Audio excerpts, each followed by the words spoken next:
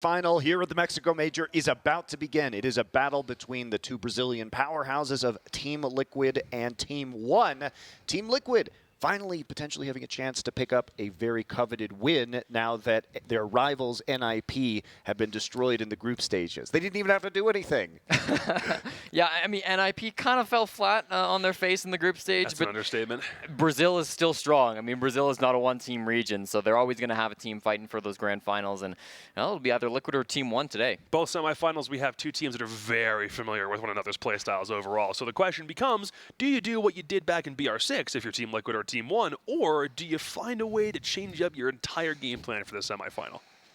Yeah, and you know, it is always interesting to have these domestic rivalries because they often produce very different games than the rest of the tournament because they know each other so well, and also because while many international events are showing kind of the mix of metas, teams can fall into an old meta. Totally. You know, during these matchups because they're not necessarily applying the same information that they've learned at an international event like this because they kind of revert to comfort a lot of the time, revert to how the matchup was. Yeah, I also think domestic matchups tend to fall less into upset territory, right? I think when you've got a game like Damwon Kia versus Team Liquid's a great example of the first map because I definitely felt like Liquid didn't understand Damwon's playstyle at the very beginning of that game, and after map 1 they figured it out, map 2 they came back stronger. I don't see that happening here in number 2. Now here we go, Team Liquid, the parade wave onto the stage. I do love the coordination. I do love the coordination and the personality that we get to see from these teams as they arrive here onto the semifinal stage in Mexico City. Team Liquid, certainly the tournament favorite right now. Jesse, you already called them to be the winner. Jacob would not commit.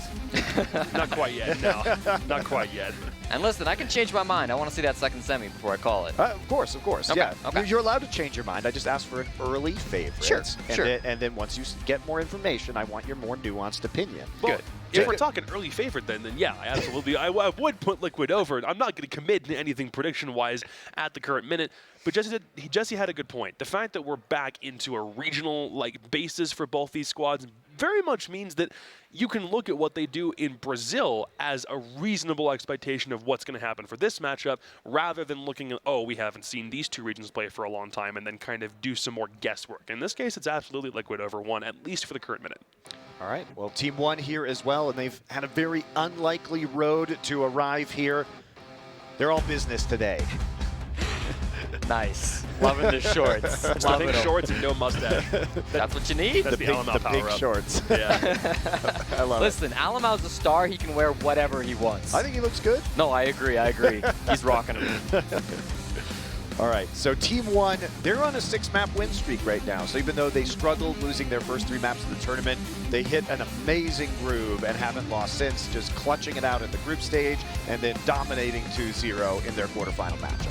I mean, it's been a comeback for sure. Team One have had to really battle it back against some of the better teams in this tournament, honestly. Cyclops really did overperform a lot of people's expectations inside the groups.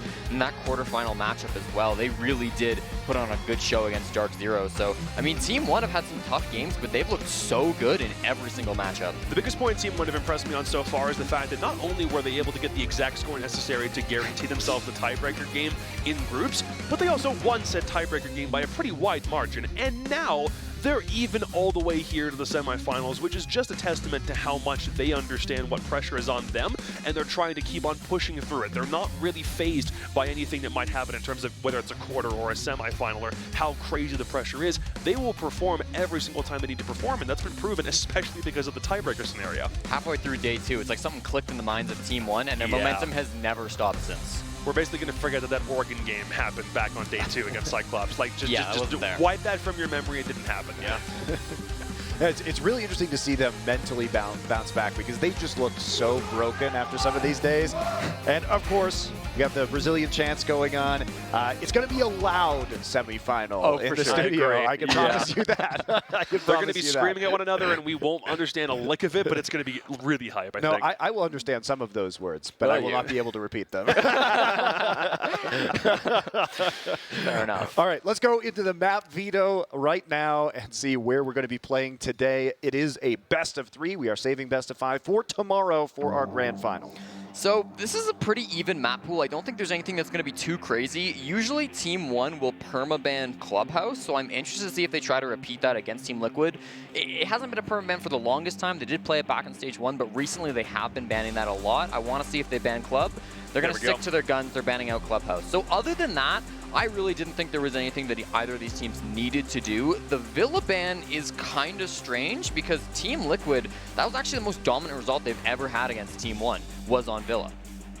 Looks like both teams in this case are just trying to play maps they didn't really play a whole bunch of in groups. Villa obviously played one time by Team Liquid, but they're not about to go right back to it. Getting a coastline in there for Team 1 is pretty good, so we start on the Oregon, we go immediately into coast. We haven't seen Liquid play anything on Oregon, at least at the group stage, so that should be pretty darn interesting. Cafe's now gone, so between Chalet and Consulate, I'm kind of expecting a Chalet at this point. I'm hoping. But no, Consulate. Okay, so for Liquid, we saw them play this 3 times in the group stage, and the only time they lost it was that one TSM game that we're not really factoring into this. They beat Team Empire on Consulate twice in groups, so if for some reason we need to go back to it, they already are doing way better than Team 1 are. Copa Elite 6, Stage 1, Consulate, Team 1 win it 8-6. Stage 2, Brazilian BR6, Team Liquid win it 8-6. Okay. Very close map for these two squads. I'm still surprised about the Chalet when Team 1 had control, because that's a map they've been preferring here at the Major, for sure. Wonder how much of that was them looking at how Team Liquid decimated Damwon Kia from yesterday and just figured they counter-stratted perfectly for what Damwon were bringing to the table. So I wonder if that factors in.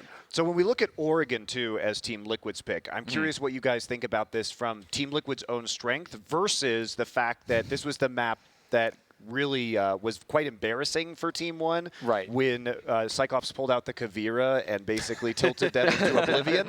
So what do you guys think? Is this a strong map for Team Liquid, or is this striking at potential weakness that we've seen from Team 1 earlier in this event? This is Team Liquid's best map. They're on a 7-game win streak on Oregon, including being undefeated in the 4 plays they had in Stage 2. Since the year started, they've beaten TSM, Empire, G2, NIP twice, and that was when NIP was good. So, I mean, this has been a really strong map from Team Liquid.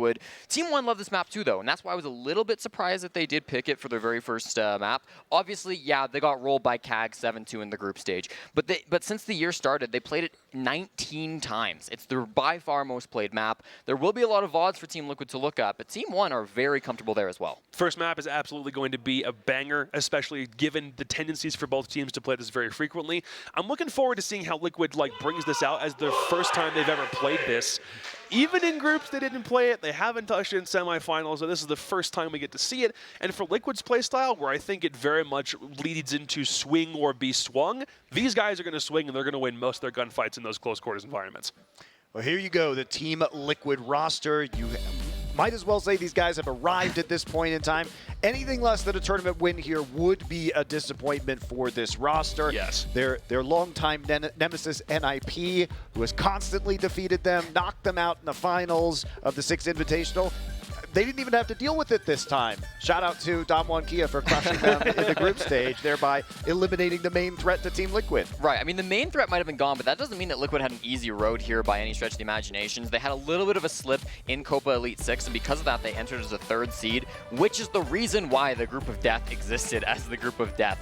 Didn't matter, though. Liquid dominated it regardless. They came into the quarterfinals and had probably a bit of an easier match than against Damwon Kia, but regardless, played fantastically, especially in that second map. And now here against, you know, their Brazilian rivals, Team 1, it should be a good one. Yeah, they've lost 1 map, yes. and that was not serious gaming against TSM in group stages. Yeah. Against a weakened TSM, also when Team Liquid already won their first 4 games, was effectively qualified out of their group in first place. So there's a lot of caveats. And we're not seeing any of the maps played from that previous series in this one at all, so it's kind of a clean slate for Team Liquid. Flex a couple of other skill sets for these 3 maps up against Team 1, so you're not having to do anything that you did from yesterday. The only thing here is I am wondering about their confidence level. Not to say that they aren't confident, but I'm wondering if they might get a little too confident, because they're going up against a rival that they've faced for a long time. They've beaten them most times they've met this exact lineup for Team 1. So the thing that I don't want to see happen is for them to get in their own heads, think, oh, we got this, and then all of a sudden they lose a map off the back of it.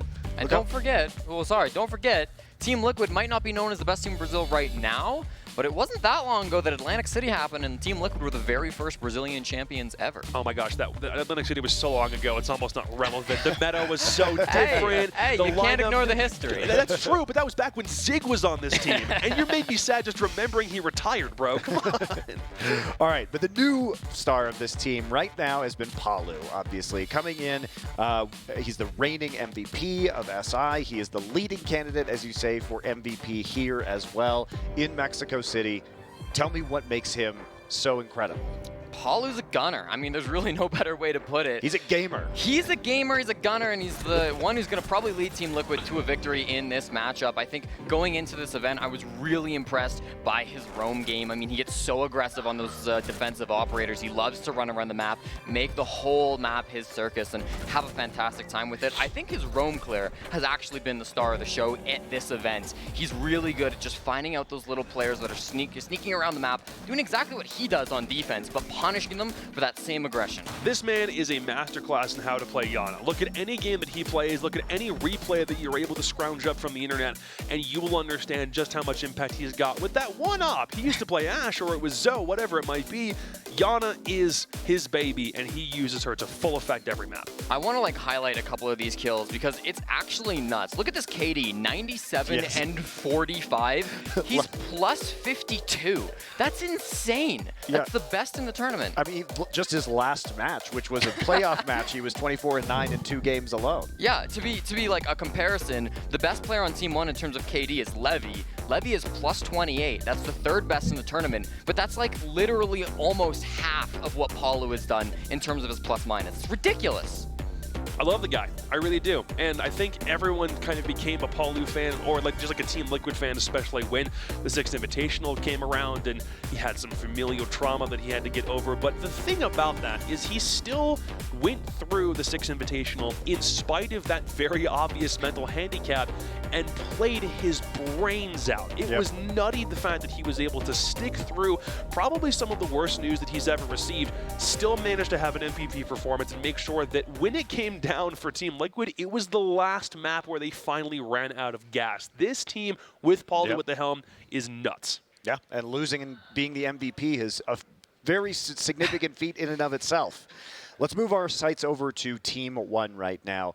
Many people were saying this is, at best, the 3rd best team in Brazil, even though they come in as the 2nd seed. Remember, Team Liquid is the 3rd seed because they lost to NIP in their domestic league semifinals. So a bit of unfortunate seeding there allowed Team 1 to take the number 2 seed. Did they deserve it? Because the consensus coming in was that they weren't. They should not have had the number 2 seed. They were not the 2nd best team. I mean, listen, Team Liquid lost to Furia in the group stage fair and square. That's why the seeding was the way it was. Team Liquid have only themselves to blame for getting the seed they got. And Team 1 have proven that they are at the very least deserving of that 2nd seed just as much as Team Liquid. Getting here in the semifinals, being able to face off against them. If they can actually beat Team Liquid today, that'll put all doubts to rest. They deserve that. Now, when this team was formed, this roster of Team 1, you would not have expected them to be here. Why is that? It was really kind of, or it seemed to be, what was thrown together from a couple of other teams in the midst of a big LATAM shuffle. It was ex-FaZe players, INTZ, Team Singularity, which, by the way, is a team that does not exist in a Tier 1 capacity in Brazil. So these guys came together after almost no experience playing together aside from perhaps ranked stacks because MIBR was making changes. Team 1 needed some kind of roster. And they got these guys, and they're way performing outside expectations already. And what they would attribute that to in my conversations is they say they practice harder. They train more than any other team in Brazil. Whether they do or not, I can't confirm, but they are convinced that they do, and they also got lucky in some ways by having such an extraordinary rise of a player like Alamau. I mean, I think that no doubt these guys train super hard. I think that Team Liquid and NIP and other teams in Brazil also train incredibly hard, but these guys, you get a sense from talking to them by looking at their social media, by the way they play, they want this so bad. This is a squad that wants to be the best in the world. They've grown up watching Brazilian stars of the old times, just dominate, and they want to be that next generation. It's not to say that their performance in BR6 or in the Copa Elite 6 should be overlooked, so to speak, but I do kind of feel like it's a case where if you have like one Super Bowl champion who kind of comes out of nowhere, wins in the NFL for 1 year, and then doesn't do anything for like a season or a couple afterward, then that's like, you won something, but it's not really the same level of respect that you probably deserve because it's not performance over time. Team One is still kind of getting to that point. Can they win the major? 100%. They just have an arguably probably the single toughest road to get there from the semifinals right now. Well, they're still a relatively new roster. Super new. You compare it to teams like NIP that have been together for years at this point, and they're still getting their cohesion. So their rise is remarkable. And looking at their star players, we talk about Alamau, Rookie of the Year, and Levy, who has grown as his counterpart to be this really like two-pronged threat on the T1 roster. Yeah, I mean, Alamau is one of those players that can really do anything. I love how flexible he is on his operators. I do kind of want to see him stick to smoke a little bit more, not because he's bad at other operators, but because I think the rest of the team, when they do have to flex off of that, have struggled at times with those toxic Babe managements, but he is on that every single time, and I feel like that's where he's had the most impact. Not to say the Lagonas can't play a decent smoke, but when Alamau does it, he is a wizard, and he's probably arguably one of the best smokes in all of Brazil because of the impact he's got, especially late round. He's got the timing down, he's got the angles down. Let him play that up as much as he can. And then Levy, of course, he is probably the best flank watch in Brazil right now. He's an incredibly talented player. He will punish your dumb plays. If you get aggressive, if you get crazy on the roam, he's the one to shut you down. And he's so important because Team One haven't been the strongest team in terms of droning. They haven't been the greatest in information collecting, but Levy is always there as a rock for this squad to make sure it doesn't punish them. And we're going to get into a brief comparison between these two team styles after focusing on them. One team more focused on the attack, one team more focused on the defense. Break it down for us. So Team One are definitely the more defensive squad between these two teams. They have been really rocking it so far this tournament. Their stats right now, 65% defensive win rate. That's the second best in the entire tournament, plus 13 over the average. But you go to Team Liquid, and they're the ones who are going to dominate on the attack. 64% attacking win rate, 17% above the average, the best that we have here in the tournament. So when they're on those respective halves, we're going to get probably the best siege we've had all tournament long. And probably some pretty close games with comebacks if one team is dominating, and then we get to switch at the half. So really fun stuff. Predictions, gentlemen?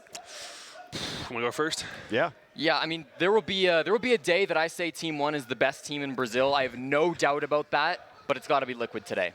Liquid for me, ultimately, this is not where Team One can capitalize on a semifinal victory. Soon, but not now.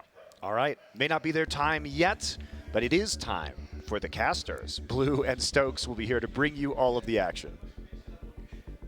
Thank you very much, Monty. It is indeed time, ladies and gentlemen, for the start of the semifinals of the Rainbow Six Major here in Mexico. And we're going to start it out with one of our two regional battles here inside of the semifinals. Let's come down to this now. And the first of these battles will be between our two Latin American titans that have made it all the way this far. Stokes, let's get your opening thoughts on the matchup. Well, I mean, we got Team Liquid up against Team One. Team One, a squad that when they initially got here, no one really thought they were going to go too far in the tournament. They lost 4 games in a row, but Tuesday was just Tuesday, John. Wednesday and onward, they haven't dropped a single map at this tournament. Then we flip over to Team Liquid, and this squad has just seen pure domination throughout this tournament. The only map that they dropped was up against TSM, and I'll be honest with you guys, it was a little bit of a meme. It was a good time.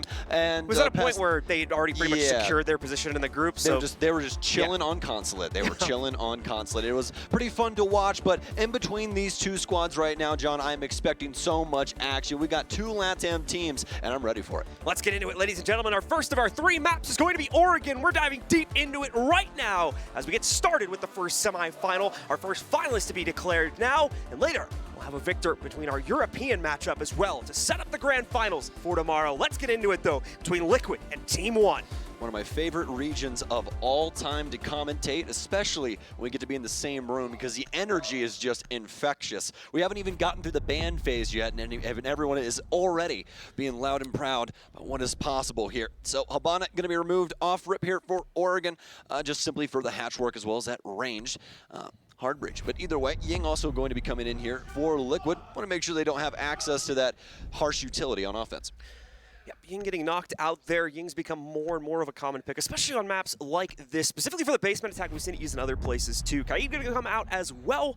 He's been very useful for trying to mitigate hatch access as well as a couple other key pieces of the attack here. So that'll be the second operator removed by Team Liquid, and finally Team One get the last ban. And no surprises there, Valkyrie going to get knocked out. Yeah, a lot of very straightforward bans, especially for Oregon. I really like the Habana Ying ban here, so it's going to make the hatch play a little bit more complex. Obviously, with Kaid out here, they'll be able to use other things if they want to try and get rid of those hatches quickly with, Selma charges or exothermics, but they're more than likely just going to try and torch them open with Maverick, but we'll have to see. We're going to jump into it now, folks. Liquid, obviously, on offense. Team One will start us off on defense, and we're headed to the basement to start us off here. A couple things getting left into the pool, most notably, you'll see it right in the top middle of your screen there. Flores is going to be available. He's been banned out quite often at this tournament, despite being, I believe, still the newest operator in the competitive pool that's been allowed, obviously, into play, not counting the newest operator in the game itself. However, we're not going to see it this round, so we'll talk more about that later as it gets 6 picked away to a Monty instead here for Sexy Cake. And meanwhile, we're going to bring a Mira into the defense.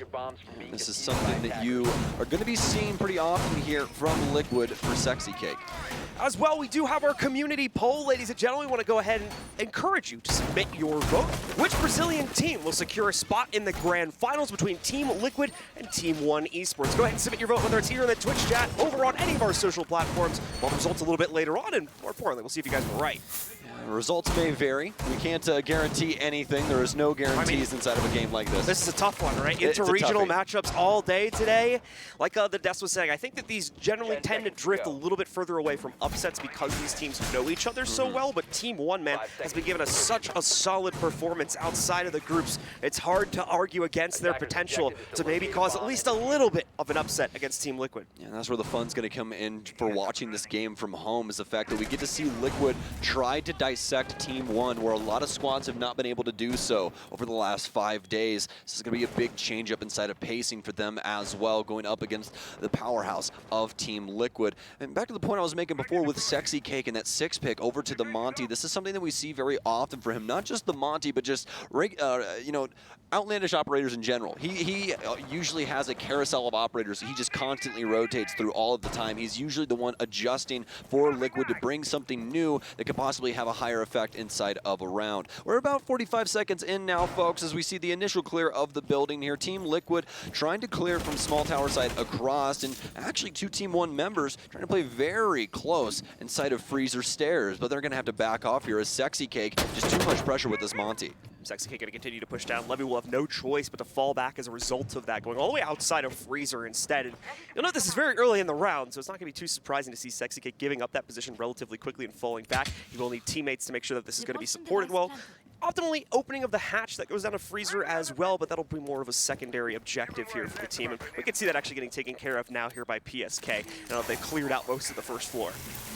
Fairly straightforward here. Just go for this Freezer hatch, and then more than likely go for laundry or something along those lines. But we'll have to see exactly what they want to get done. Can always go for E-Box as well. This is a great hatch, and one that you should more likely always be getting. It just gives you immediate access and always have an option to drop in back end here, just in case as well. So we'll see if Liquid want to keep working things. Obviously, they've opened up a multitude of options for themselves and are kind of leaving this up to the wind, really, at the moment to see what Team One are going to act like. You can see Team One right now kind of rotating around the bomb site, trying to figure out where Liquid actually want to push from, because both of these hatches have now been opened, and they can apply pressure on both ends. Matt now approaching the final minute of the round. The pressure going to start to broil out here for Team Liquid as they do need to begin moving themselves into the basement, taking that control away from Team One. This will be arguably the hardest part of the round. As usual, will be that transition from the first floor downstairs into the basement. Great flash coverage coming out there is going to force Levy back off the pillar spot. KDS, great pre-fire. Unfortunately, there's a shield in the way, so it's not going to give him a kill out right here. Liquid's players taking a lot of damage, but instead they're returning the kills despite Sexy Cake and Moringa going down low. Alamau going to be the first one to be able to trade that back out, bringing it down to a 3v4, but still, number disadvantage now for Team One. Neskin locked in the corner here. He's fending off the rotate around the corner into the site. The Monty's going to push him out. His teammate supporting him from the back line. Neskin reads into it, tries to pre-fire. Oh! Neskin, though! The swipe and the shot. Now over to the side armor, trying to get a second one here, but he's stuck behind the shield, so he's got safety to reload. Palu's going to be able to find another one here, and finally Neskin falls, leaving it all up to Alamau in a 1v3 here. He makes the swing, he finds the headshot, and not just one, but 2. Over to the shotty for the last, but no, it'll be denied by PSK as Liquid pick up the first round. You remember when I said LATAM is like one of my favorite regions to commentate? Well, this is why, folks. You get energy out of these games. Team Liquid, they popped both hatches, but the other one was simply just a cruel ploy, which I love. They immediately get Freezer. There's some pressure there from Monty early on. They thought that something could be going on with that area, but that was not the case in the slightest. Instead, they shift the Monty all the way over to Construction and start applying pressure to Pillar as well as Elbow at the same time. And what happens? Moringa actually slips in through E-Box hatch like we were talking about before. The flashes start pouring into the area. Nobody can see. They're trying to fight their way out. And all of a sudden, Moringa practically spawns in behind them. Very, very terrible situation for Team 1 to try and work out of, but Neskin made a hell of a stand behind that shield. It's a great situation for Team 1, though, and if you guys at home want to give Team Liquid your support, you can go ahead in-game now. Check out their new Ace set coming to you from the Rainbow Six Share program. All that and all of the Rainbow Six Share skins that were just released, I believe now available in the Rainbow Six store. Remember, every purchase supports your favorite team, so if you're looking to deck out some of your favorite operators, go and check that out. All right, well, with that being said, we will continue the rotation of operators here for Sexy Cake like we were talking about in the first round. First was a 6-pick off of Flores to Monty, but now we're back on the Flores. So going to have access to those drones, those explosive drones, obviously, to get rid of some extra utility here. This can help them with the position like what Neskin has going on inside of Elbow, as well as some other things around the area. And the good news is for him is that there's no mute being played by Team 1 or anything to try and prevent him from using these drones. So should be fairly straightforward for him, minus watching to make sure that they don't get shot. Could be a slow rolling process here right now for Team 1. It's obviously restricted quite heavily on the inside of that last round. Not a whole lot of aggression coming out from them either. Not that it's necessarily expected on a basement hold, but they're going to change that story very quickly moving into the second attempt. Liquid, yes, moving in through the small tower and getting access very quickly, but as they approach the freezer stairs, you can see those orange silhouettes. Plenty of trouble lurking around the corner. Thankfully for Liquid, a drone's going to spot it out so they won't fall victim to that aggressive setup. Interesting. Ended up stacking here again, but obviously really no option for them in this regard. The drone here, more than likely the drone going to push forward as well. Could have a swing here off the M590. Oh no, Ness gonna have to be careful, but he's not. Alamau plays it out perfectly. It's the prone angle with the shotgun that'll end up catching Nesk off guard, but will also be freezer control going to Liquid as well, at least partially. So they'll get rid of the hatch here. Or at least making these Team 1 members back off of this area, but they've really already gotten their job done. They wanted to kill here. They've been able to secure that. As we continue to round down that clock once again, Liquid approach that same threshold as they were in the previous round. This time, though, with a disadvantage to play off of here, Team 1 will feel much more secure at their positions, and for the most part, Liquid is going to be approaching this in the same exact way they did the previous round, but with another player down, the chances of Team 1 leveraging this one and taking it for themselves are going to increase by a pretty massive margin. However, that Flores now coming into play here, we can see that explosive drone going to move in. Falls a little bit short. I think he was worried about it getting taken out, so it's only going to knock out what was on the floor right there, not the reinforced shield that Neskin is currently playing behind, and the ADS supporting him as well. We'll need to send in another one to take care of that, but thankfully Sexy Cake has 3 more. Yeah, exactly. 4 of those drones on Flores, so plenty of utility still to go through for that, as well as stuns and everything else in the back pockets of these Liquid members to deal with this elbow position, but you're going to have to worry about a couple of different things here, including KDS. He's playing around Boiler. He's going to be managing the big tower stairs here with Levy in tow around Pillar.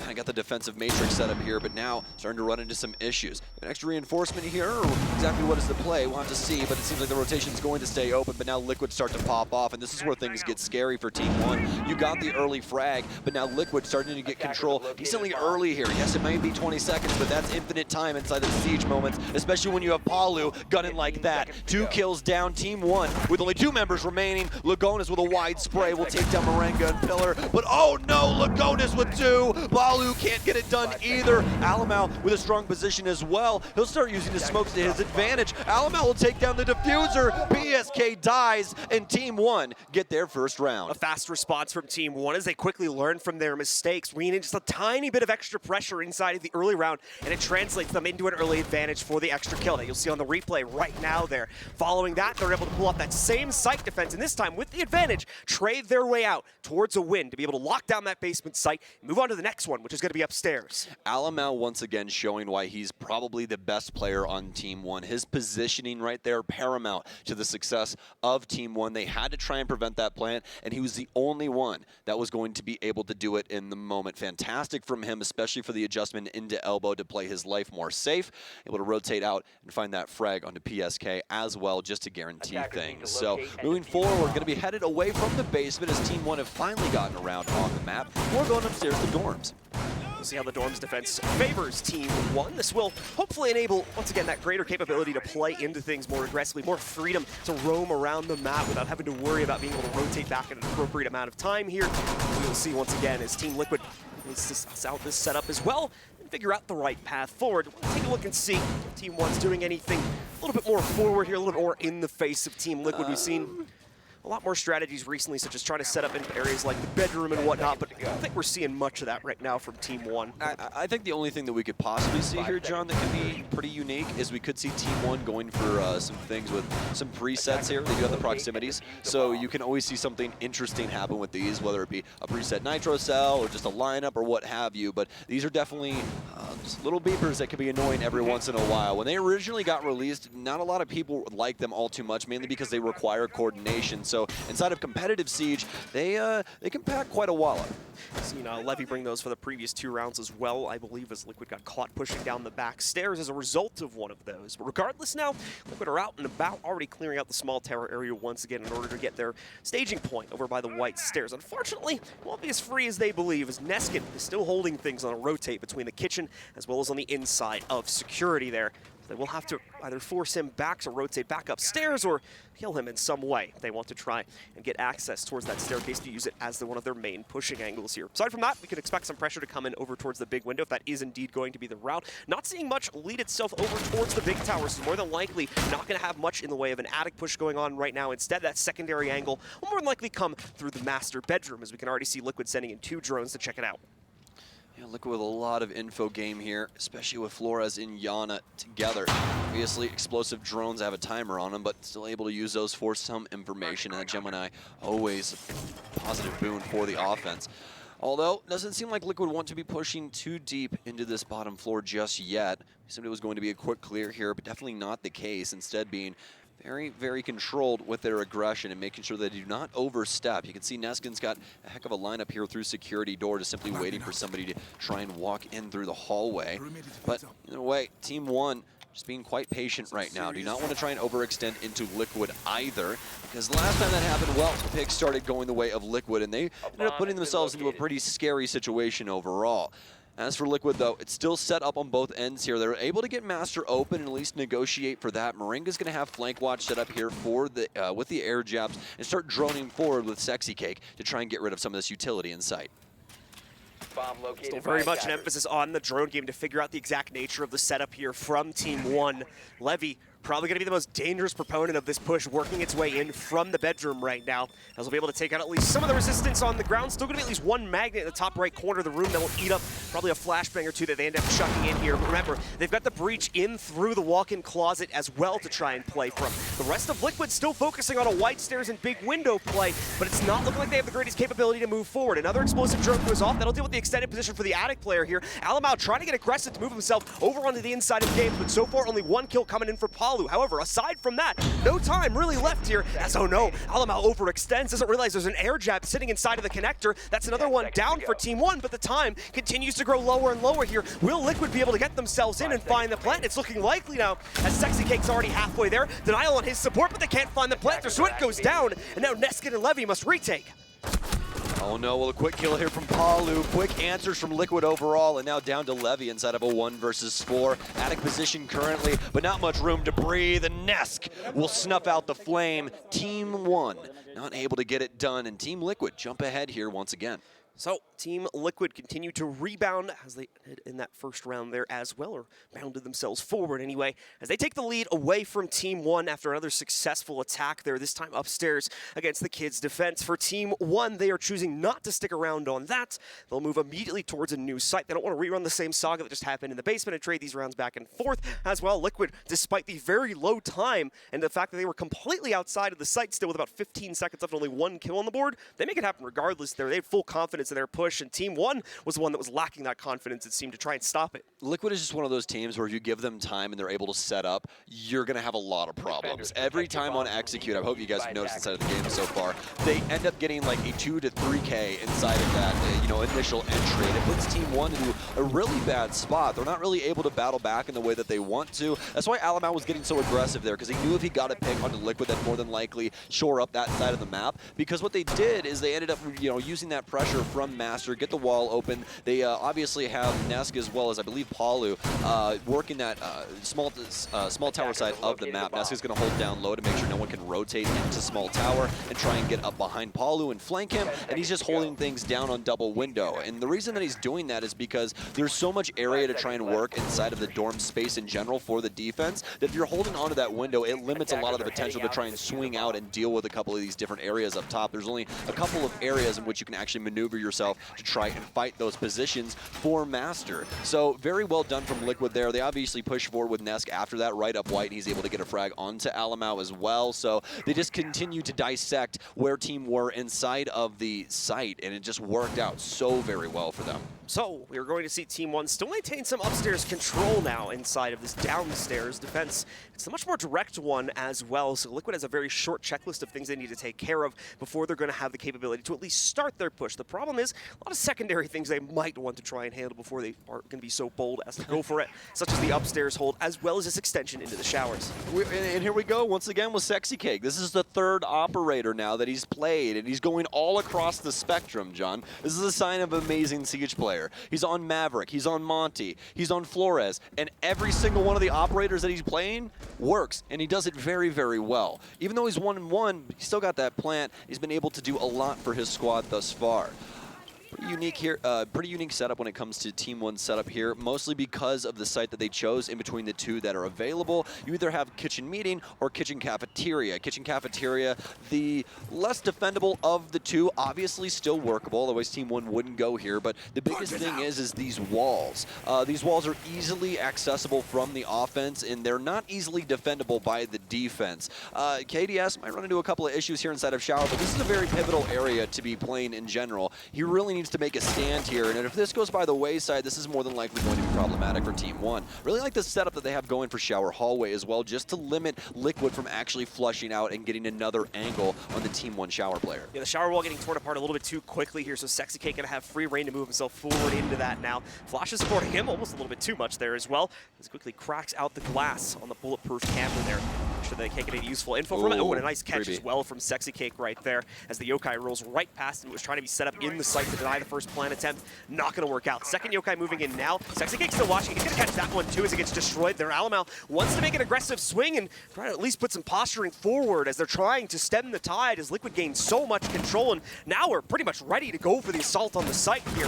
It's only just up to Liquid. I think they were looking for a kill or two before they tried to push themselves forward. Now they have it. KDS though sneaking to the inside. They have no idea that he's here. Along with him, Neskin also able to find another kill against Sexy Cake. Palu will trade it right back, evens us up. But KDS keeping things going here for Team One. PSK does the same for Liquid as we stay even between these two teams, and Liquid suddenly come to a bit of a halt here. Palu trying to move in through the kitchen, so far succeeding in that, pushing Levy back through security. Levy will take down Palu's teammate though before going down, and that brings us into a 1v1 to settle this round with less than 10 seconds. Palu needs to commit to it, but it's KDS who's hiding out in the showers. He hops over. Palu tries to react, but he's too slow, and KDS responds for Team One as they pick up their second round. And that right there is why the shower fight is so very important. You can see the amount of bodies that Team One and Liquid all threw at this position, because in order to try and get a plant down in a place like Cafe, you actually need to just dislodge everyone from that area. For Liquid, it was a little bit different. They actually ended up, I believe, sending PSK in through Kitchen Hallway at one point there. He kind of got into like this weird scenario where he was stuck in between Cafe and the kitchen area, and he ended up getting taken down, obviously, by KDS. But, I mean, again, some fantastic stuff here from Team One and a great defense of this site. We're going to get an Ella pick potentially here now as we back into the basement. This is one of the few sites where we tend to see that Ella play move out pretty often, because you have a good amount of aggression that can be leveraged here from Ella, not only to mention that, but the utility from her, those tiny little Geschmack lines could be very annoying for Team Liquid if they're going to have to haphazardly move in at low time without necessarily exploring the whole site with drones should that issue pop up here. We'll also see the FO12 being brought specifically onto Alano, which means more than likely is going to try to play a close angle either on one of the staircases in the early round and then probably fall back to a tight angle for the actual execution. Yeah, I think the biggest thing here is that Team 1, in comparison to their defenses from before, do not have the same amount of plant denial. That's the biggest thing. They're going to have 2 Nitro cells here on KDS and Lagonas, so obviously can still play prevent, but they're still going to have to worry about that later on. This Ela pick up here for Alamau, he was the smoke player the last time, so we're looking to have some influence here from this, but obviously Ela starting to work her way back into the meta, especially from these Grismont mines. She's just a very aggressive option, and whenever those pop off, more than likely guaranteed a gunfight. Obviously, those can sometimes go sour, but for the most part, definitely a way to get an early pick, an early advantage, or just try and thwart and execute overall if everyone is not looking for those ice cream cones. Going to see Team Liquid once again, prioritizing the early push. Same clear every time as Yep, well. pretty Always much. small tower and a cross, and there's And always it this looks double stack same. sitting right here. Hello, Levy and Neskin. Swear, we saw this before. It's almost like they're going to get droned out and run downstairs or something like that. Deja vu. But anyway, Team Liquid will go for that same clear. The drone will more than likely spot these 2 players. They'll shoot it, more than likely, and then they'll fall back. Please, PSK, please drone them. Not this time. Not like this. Not like this. I think the drone already heard like footsteps or something, and they're like, yeah, they're here. I don't even need to peek this. There we go. Now they saw it. Okay, so there, drone shot, starting to fall back. I honestly wouldn't be surprised if like 1 or 2 would try to stick there for a second or 2, but yeah, there's going to be no immediate reaction from Team Liquid. Levy predictably falling back, as will his teammate. And I would suspect that Liquid are not going to be as forceful with Freezer this time around as well, since Nesk ended up getting picked from that the awkward angle that Alamau was holding prone on the stairwell with the M590, but obviously not going to have access to that weapon this time around. As for Liquid, though, it's a pretty easy clear of the top floor. They'll begin working on their hatches here. We'll see what they want to try and get open. They're starting off with security once again here. Let's see if PSK wants to go across. Obviously, the last time that we saw this from them, it was kind of a mixed bag of what they were going to do. Team 1 really couldn't get a read on the situation until it was a little bit too late. Liquid were able to overwhelm Pillar. Had a little bit of trouble with Elbow, especially when it came to this shield. We saw a pretty nice frag come out from that, but it was still a Liquid round overall. Liquid, though, trying to rebound themselves here after Team 1 was the most recent victor on this site, having adjusted properly. KDS posturing there for a bit of an aggressive swing up the back steps, but I think realized that there might be some presence already established, and he certainly knows that he's been revealed now. So he's going to have to hold back for at least a few minutes and let Liquid be the aggressors in this situation, as they've done in the past.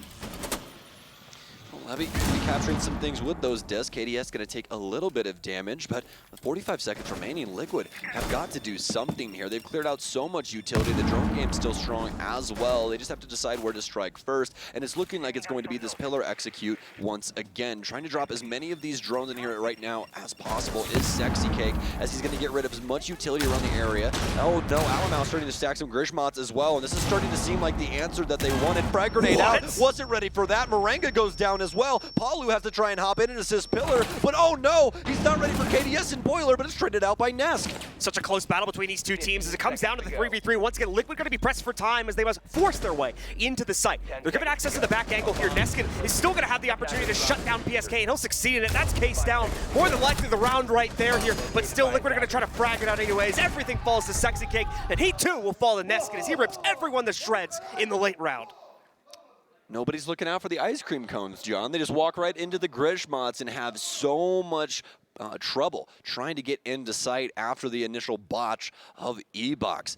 Obviously, nice frag to start us off there, but the execute just not as cleanly as it was before. And Team 1 make a hell of a stand, especially with the audible being called by Alamau there, you know, especially with the way that Liquid had been playing. The prevent utility seemed a little bit more important there for a split second, but it was a heck of a shot call and it worked out for him. So a great adjustment for Team 1 yet again inside of the mid-round there, continues to excel in specifically the basement holds, as they are 2 out of 3 on those attempts inside of this half.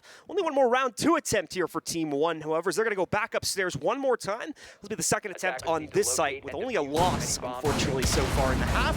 And Team Liquid being very successful in their attack despite an incredibly low-timed execute. It was a 5v4 with 15 seconds left. And Liquid weren't even in the site yet, despite that fact. They still got it done. So let's see if they'll repeat it or if Team 1, once again, has learned their lesson. We will indeed, my friend. We will indeed. And for this setup here for Team 1, this is looking a little different, at least on the trophy side here. Be stacking up their utility as well as shield play, so Lagonas will be able to transfer out of trophy into that main plat area. So looks like, yeah, they're definitely going to be stacking up on this side. Soft angles as well here. Very interesting, like what we're seeing. So they're going to be setting up basically a big ass or a big crossfire right in towards the master area in general. And this is going to really assist them in trying to deal with Liquid's main play for master, which what we saw the last time is they really wanted to cut off shower and make sure that Palu was safe upstairs to play double. And then they just simply cleared things out inside of this area, got the wall open, and started to try and pull Team 1's eyes over towards this space so Liquid could get things done on the other side of the map. This time it's not going to be the case. Team 1 have already set up their angles, and Liquid are going to have to try and fight them if they want this space.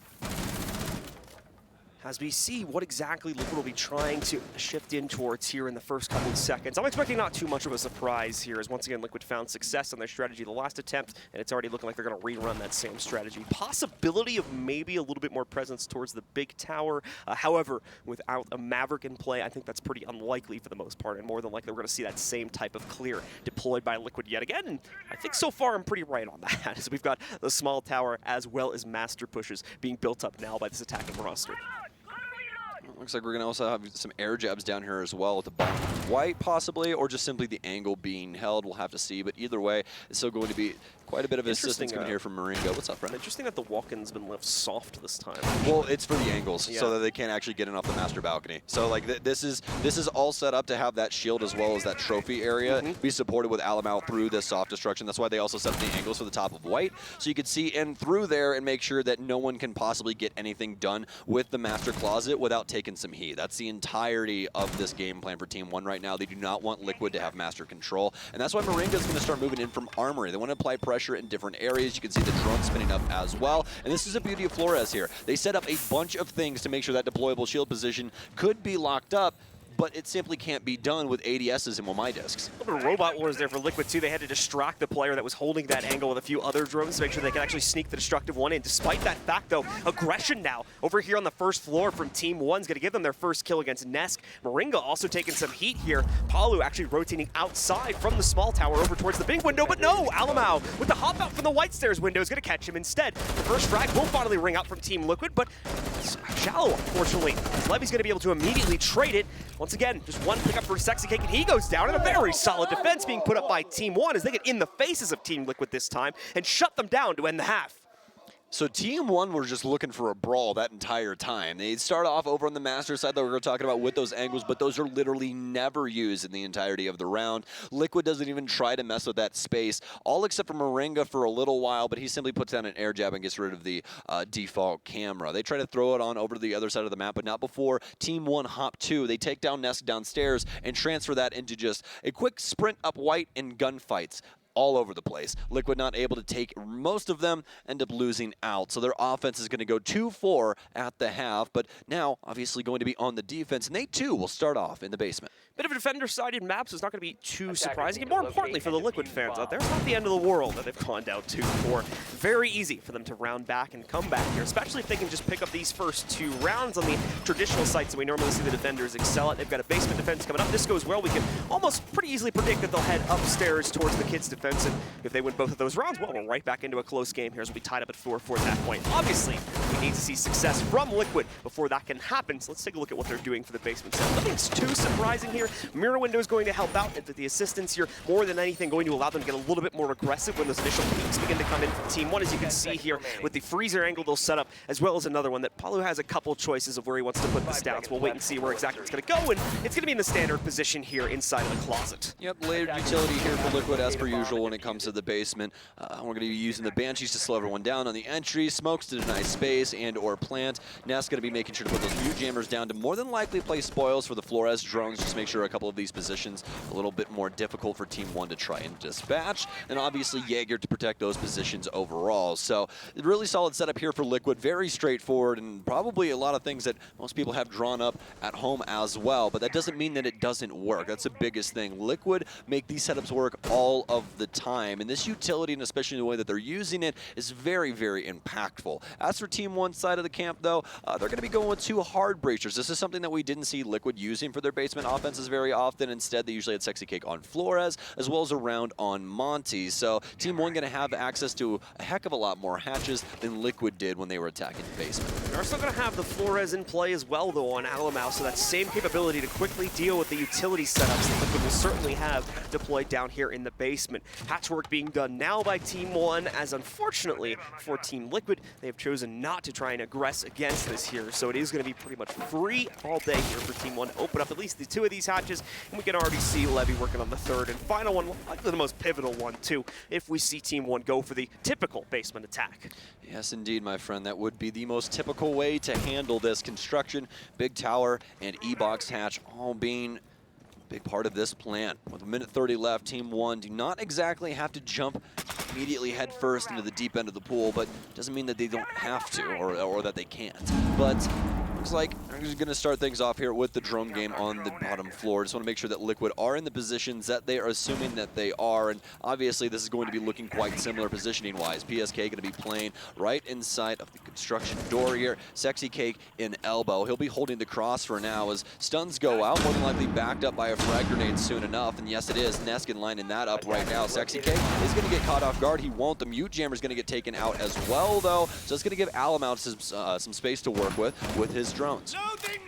Sexy Cake fending things off with those toxic babes, the first of which going down a few seconds ago. Won't be able to completely delay out all of the time here, but he can certainly get in the way of this push. However, Alamau and the rest of Team One want to move forward regardless, but they have to challenge. They have 590 for that, and that's a dangerous weapon to challenge in a closed-off corridor. On top of his double kill, Neskin Palu also picking up 2, so it's all down to Lagonis now in the 1v4 as he trades one out, but that's it. Nesk immediately shuts it down, and Liquid give us a dominating stance on their first defensive round. And this is where things get scary, especially for Team One. When you have plays like that, especially coming out of Sexy Cake, one of the most damning smokes ever seen. There's been so many times that the guy's able to make plays like this. It just ends up putting the dagger right in the heart of the offense in this situation. Team Liquid shore things up going into round A, but they still need 1 round to tie us up here as well. It's going to be Dorm's defense next for Liquid. They don't want to mess around with Kitchen yet, and I cannot blame them. Definitely not a fun sight when it comes down to it. Either way, you want to slice it. So they're actually going to be going with a 6-pick here as well, and wouldn't you know it, it's going to be Sexy Cake again. He's going away from the Echo, and what are you feeling, Sexy Cake? Can you give us some insight here, my man? I would greatly appreciate it. It's going to be the Aruni gates along for the ride. Nothing crazy with the Aruni being 6-picked in here. More than anything, it's just an extra bit of utility mitigation the Team One more than likely would have liked to read into on the reveal phase, but ultimately probably is not going to end up being the end of the world if they don't catch it or don't have the utility to reach it past it. Plenty other ways to deal with that.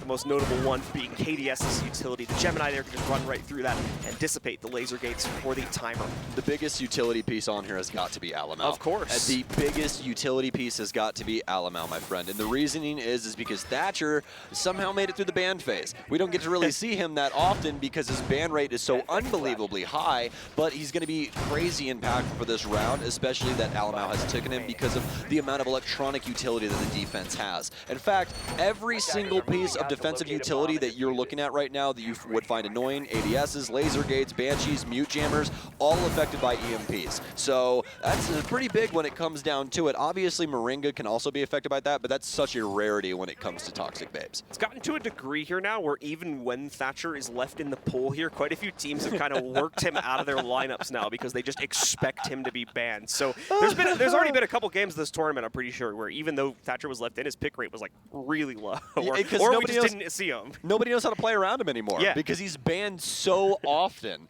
You know, you and I talk about this all the time, but Thatcher ban is your choice between do you want to play Siege on easy mode or hard mode? Because without Thatcher, you have to do more tasks. It's less straightforward. But with EMPs, you can just simply do whatever you want at the end of the day, to be honest with you. Like, he can just toss an EMP right into Trophy, disable all of that, and Team One could essentially rush, really, if they wanted to. But obviously, that's not going to be the case. I'm just giving you guys an example. But we're about a minute in here now as Team One still working the map. Obviously, going to be starting off with Tower here, mapping this across. They've already gotten Master. This was very early on here as well. No prevention from down low from Liquid, but don't necessarily have to either. Usually their crosses are pretty tough. Doesn't look like they really had a read when it comes to the classroom position being open.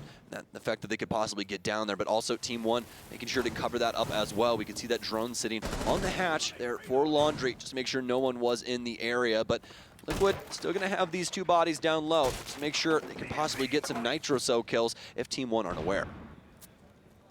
It's going to be still quiet days here for both of these teams as Team One try to figure out what the game plan is going to be to work themselves in already with master control to play off of, but still a lot more to go here. And the good news is, in my opinion, still a good amount of time to work that. Liquid starting to use some of their utility, most notably Moringa beginning to throw the Toxic Babes on the walk, and Palu finally commits himself to the engagement from down below here, causing some delay here. And oh, the pre-fire from Neskin, if he committed to it for a couple more shots, might have gotten the kill versus Palu, but not going to pan out. Instead, misses that opportunity, and the defender will fall back. Moringa now holding a close angle on the breach inside of games, as well as continuing to chuck out the Toxic Babes. Time now at a very, very detrimental point here. He'll throw out his last Toxic Babe to bring it down to right around 30 seconds before everything will be cleared out once again for Team One to assault it. And this could be super hard for Team One right now because they do not have execute utility. They have an extra frag grenade on KDS, but this is going to allow Moringa to play very close to his angles, and that M590, we know how punishing it can be. Nasty ends up getting taken down, but what's going to be the change up here? They'll end up losing the body down low. Alamo on very low HP, so he's going to have to hop too soon. Palu making sure that they can't get control of main stairs right now, but it's more than likely going to be White. We can see the swing through the laser gates here as well. Neskin playing very close, and that M590 will rip him to shreds. It's going to be the flood in here from the tower side, the small tower side, in fact. KDS is going to get taken down. PSK with one of his own, but finally Alamo fires back, but not enough time on the clock. Everyone standing still at the top of White stairs. They simply could not get it done up against the Storm's defense. Yeah, unfortunately, by the time we got down to the final push coming in from the White side over there, it's just nowhere near enough pressure to fend off Liquid. Liquid have absolutely nothing to worry about there, so they can just hold angles against that push. A tiny little doorway coming from White stairs is really all they have to worry about. Obviously, Moringa made his own aggressive swing. Second round in a row now. There's been a tight angle, and an M590 has pretty much killed one of the aggressive vectors that Team One were trying to use to get into the site. And as a result of that, Liquid make that two-round run I was talking about at the beginning of the half, and we're tied up at 4-4. And these LATAM squads are no slouches when it comes to the SAS operator kit. You guys have seen throughout the entirety of this game so far the way that they approach these angles with this M590, constantly making sure to shore up angles and get close and make sure that if they are in range, they're at least going to get down. It's been very solid play from both sides here, all the way from Sexy Cake to Moringa, all the way to Alamo. I mean, there's just been beautiful play from this kit throughout the entirety of this game thus far. But for Team One, instead of that last round, just kind of botched it when it came to what was going on over on the Masters side. They really didn't have any opportunity to try and propel themselves forward from that situation. And then once they tried to come back to it, we see Neskin try to simply slip in through the cracks, obviously after they were able to get the Master Breach open, but that was already being managed by Moringa, and they ended up taking him down. Yeah, he took a little bit of heat, but there was no one there from Team One to try and reconcile with that situation, as all of them were simply over on Dorm's double as well as White, and they simply couldn't get in on that side because that's where, where most of the Liquid bodies were. So you're kind of stuck between a rock and a hard place, don't really have any space inside of the building to work from, just almost an impossible situation when Liquid are winning their gunfights like that. With the time already steadily ticking down against Team One's attack here, well, once again, see what exactly Liquid are going to try and utilize to try and give them an advantage. They've gone for the opposite approach for their tertiary site in the meanwhile here, going all the way out towards Meeting, whereas Team One took the opposite option over into the cafeteria. Successfully, however, and we'll see if that will be the same fate for Team Liquid as they look to try and take the lead away from Team One here and push themselves up to 5-4. Slow rolling going in here for Team One. There's a lot of spread among Team Liquid's setup all the way across this map right now, so they will have to try and tear that apart, push them into a corner here before they're going to feel confident to begin moving in. Big emphasis on not only the basement clear from Team One here, as well as the tower focus, as we generally will tend to see from time to time, though, by the attackers.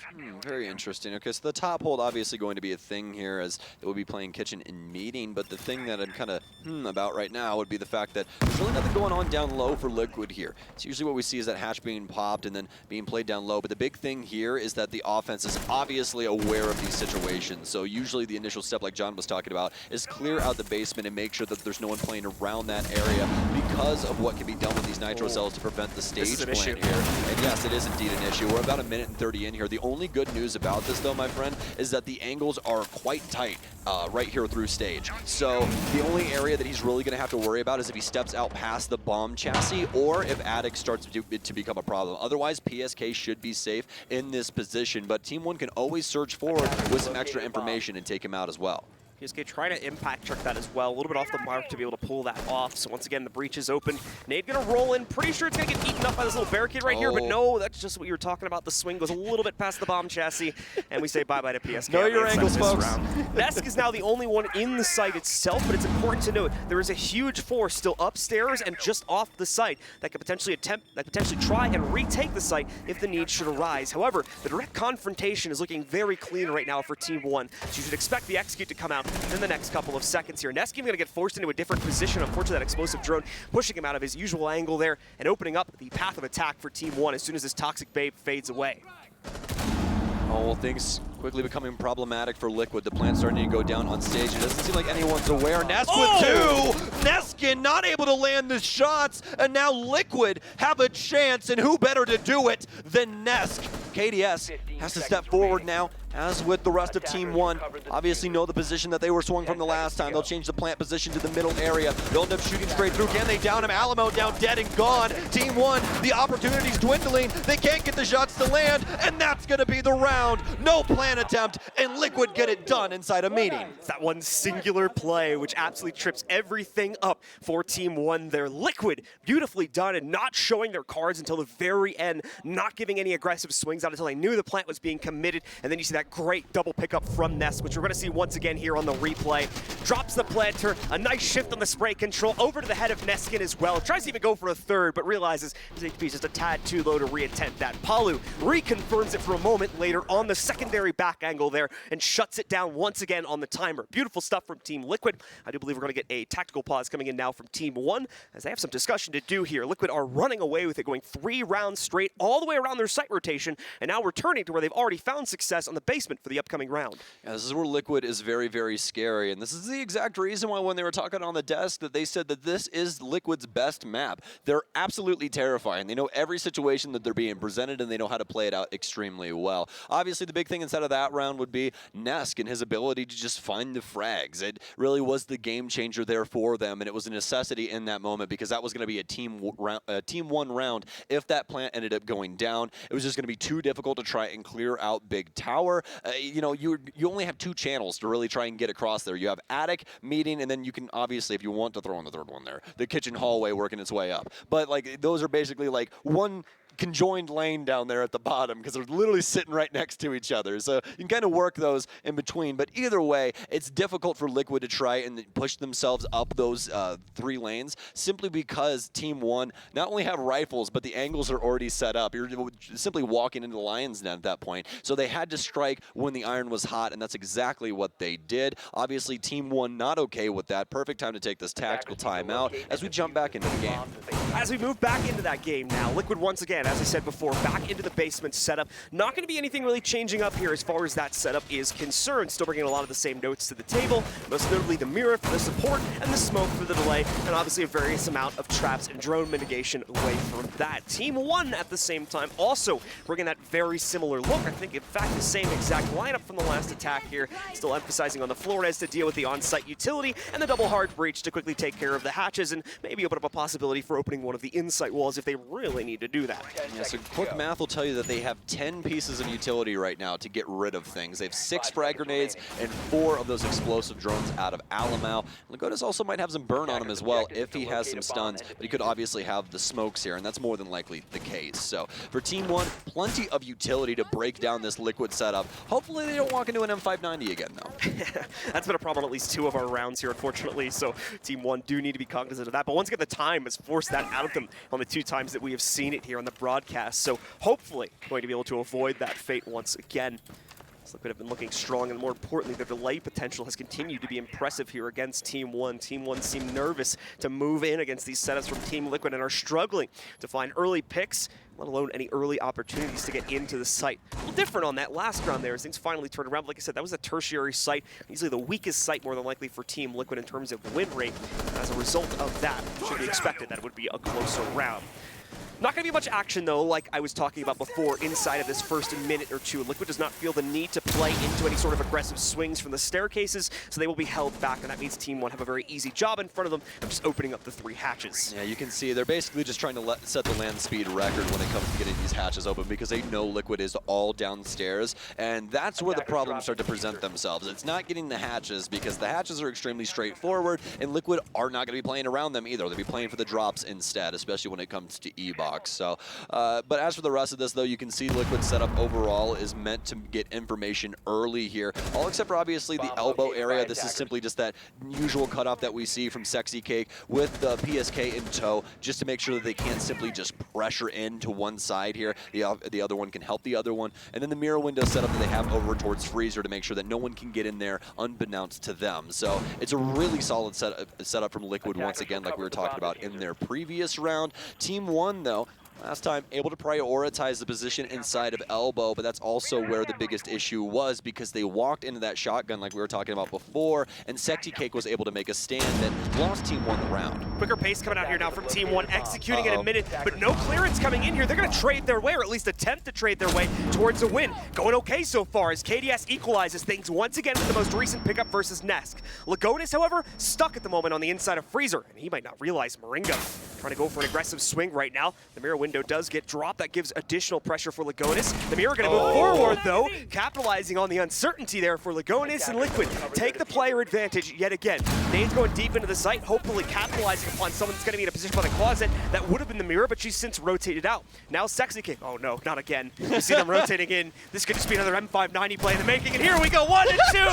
He does it for a second time as that shotty shuts it all down yet again. Shoddy Bugatti, my friend. The M590 gets it done again, and that's why this character is so very important. You have to have a good SAS operator player on your team, and Sexy Cake, one of the best in the biz. Look at that beautiful angle play, folks. He just stays to the inside and waits to hear their audible footsteps up close and personal. He's like, well, that's convenient, because you're dead.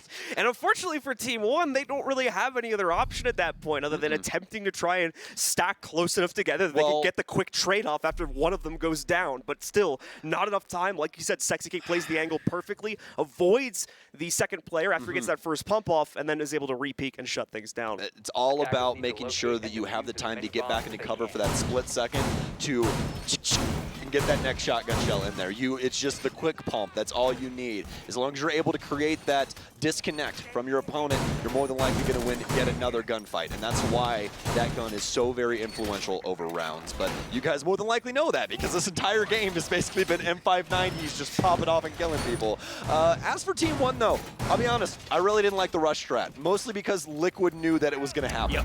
That was the biggest thing. And again, thing. as far as nothing was really taken care of. They didn't really deal with much of the utility. They just chucked stuns in and were like, hey, let's go kill people. All right, let's just try to get a staging ground here. Hopefully we have more time to get on the site this time. And didn't really work out. So once again, they walk into that M590. It's like that scene out of Hot Fuzz, you know? It's just every time they walk up to Nesk is just shame. Shame. Oh, man, what a great movie. Either way, though, Liquid, most importantly, Team 1, now out the gates here for possibly the last round we have here on Oregon. If that doesn't end up being this, it'll be a 7-4 here. Obviously, Team 1 can possibly force overtime, but they're going to need 2 rounds in a row in order to do so. And this Liquid defense does not seem to be slouching in the slightest, especially when it comes to Nesk inside of this game especially. He's been such a powerhouse of a player alongside Palu to get a lot of these big frags early. Let's see here now if Palu can get it done along with the rest of Liquid. They've got 2 opportunities to shut this down. And like I said, so far they've been absolutely flawless on their defensive half. Not a single round dropped here. 4 in a row for them. Starting this half off 2-4, now bringing it all the way up to 6-4. A quick attempt there to try and open things up on the walk-in closet, and it will work out for Team 1. Although it is not going to deal with the softball from the looks of things, so I'll have to deal with that. Thankfully, they've got a sledge, so that shouldn't be too much of an issue. It also, just to put it out there, it also could just be RPOV. Sometimes Yeah, that that's does true happen as every well. once in a while. So if you see somebody walk through the soft wall that's still there on our screen, please do not freak out. There's no poltergeist in your house. It's okay. Everything's gonna be fine. It's a new operator.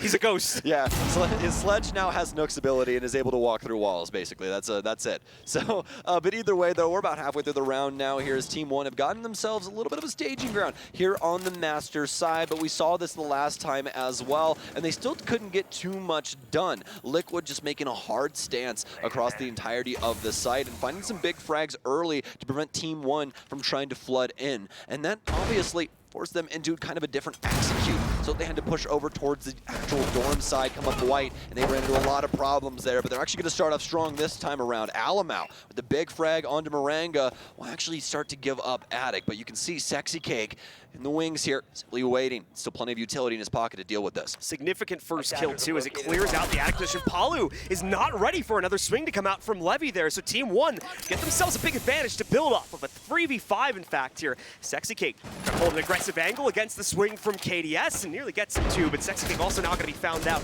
as a drone works its way in. Levy nearly knocked out there, I believe by an impact or a nitro cells. He goes down to just a sliver of his own HP. Sexy Cake still trying to hold on to this spot, but he's also having more frag grenades getting sent his way. KDS now takes down PSK. The defense is continuing to get weaker and weaker for Team Liquid. Finally, a frag comes back, but that'll be it. One pickup from Nesk is all they get on the inside of this round, and finally, Team 1 get their own attacking round. And that is a triple from the star boy out of LATAM, Alamau, with a triple there on the Thatcher play. Fantastic from him, and a big change up inside of the round for Team 1 overall. Liquid simply playing default there. They really didn't move around all too much. They had a roamer down low, but literally zero impact out of that. It was simply an Attic push out of Team 1 that worked extremely well. Continued to pressure the smoke back as well. Eventually able to take down Sexy Cake, who did his damnedest to try and delay, but it was just all for naught at the end of the day. Liquid get a head back to dorms, and there's a 6 pick from Sexy Cake away from the smoke. It's more of a firepower-based operator in the likes of Malusi. This is going to give him a little bit more of a free-flowing round for himself instead of having to sit on those smokes and make sure that he tries to delay them out. He can take his gunfights, and those Banshees will still persist. Obviously, not as much of an issue with him dying in the early round as a result of that, and on top of that, because of the Banshees on the ground, that just adds to the utility that Team 1 are going to actually have to take out before they can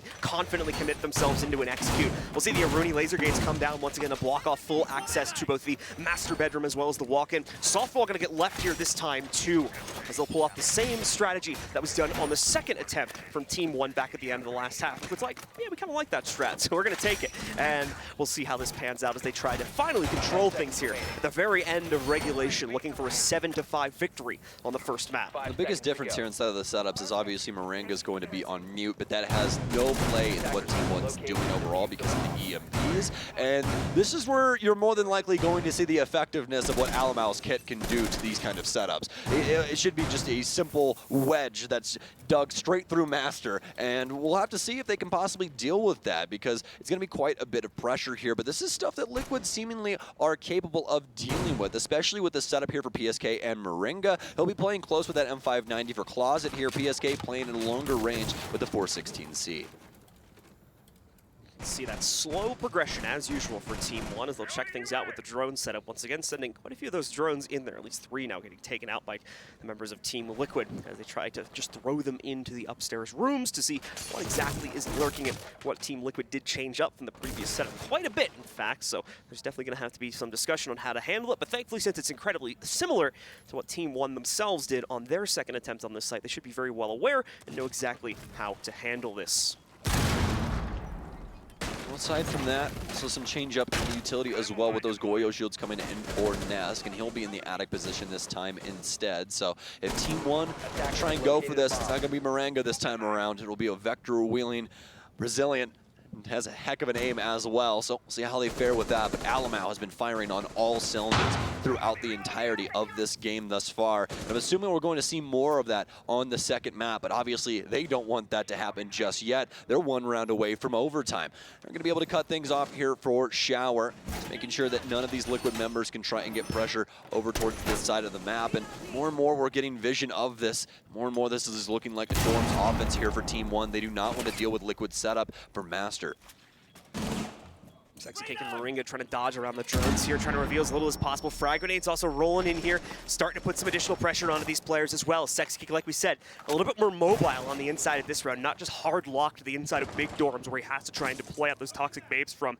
Can move around, can be a little bit more amorphous here, and a little bit more unpredictable against Team 1's push. Moringa, still the first contact here for KDS, and likely for the rest of Team 1 as well. They've got him stacked as likely one of the first players to try and move in, to try and get aggressive. That's not the only piece, though. One player on Repel. It's a smart Repel angle from Alamalo to avoid this Nitro cell. And now KDS finally snipes out Moringa with a headshot there to take him down. Looking for more of these swings to come in, but instead it's going to be Alamalo on the Repel that gets it done. There's not enough working right now for Team Liquid. They're not hitting their shots the way they were doing before here. That's going to start to change, though. Paulo and PSK both find pickups, but can they continue to turn it around? Yes, apparently they can, as PSK drops the case now, evening out the odds into a 2 versus 2. Alamalo and Neskin looking to make up the difference, as at least one of them has been forced out of the site with the case still down on the ground. And there you go, ladies and gentlemen. Liquid rebound from a deficit and take control 7-5 at the end of map number 1. Incredible play from Liquid. They're able to bounce back on dorms and take it inside of regulation. It was the last round inside of regulation,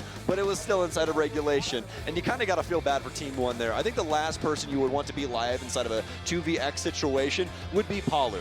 And he just so happened to be there. PSK also hitting some very nice shots. Love the way he played the situation inside of dorms. But I will say, love what Team 1 had going on as well. They get set up for their dorms offense and then immediately get the cuts as well. We see Alamao with a beautiful repel for games, as well as Top White being handled masterfully, but didn't matter at the end of the day. Liquid with map 1. Liquid taking some solid control for themselves, and really the only issue showing up, I think, more so on their attack than on their defense there. Obviously, teeter-tottering back and forth and going down to the 2-4 deficit made things a little bit difficult, at least at the beginning of the half, for them to try and come back, but thankfully, an incredibly strong stance. 4 rounds in a row for them before they finally dropped 1, and that one would apparently be the only round that Team 1 would find for themselves inside of the second half. I need to work on that side a little bit more, but overall, that strong stance from the guys on Team Liquid has to have Team 1 a little bit worried as we get prepared to move into the deeper maps of this series as well.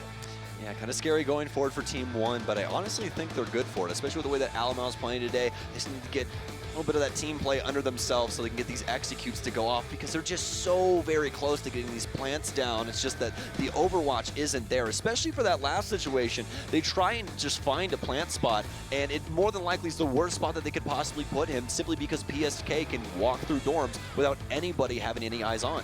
So we're going to have to see now, will the adjustments continue to move in? Will there be a rebound here? Or will we continue to see dominance from Team Liquid? To discuss that and a whole lot more, we're going to throw it back down to Monty and the rest of the desk.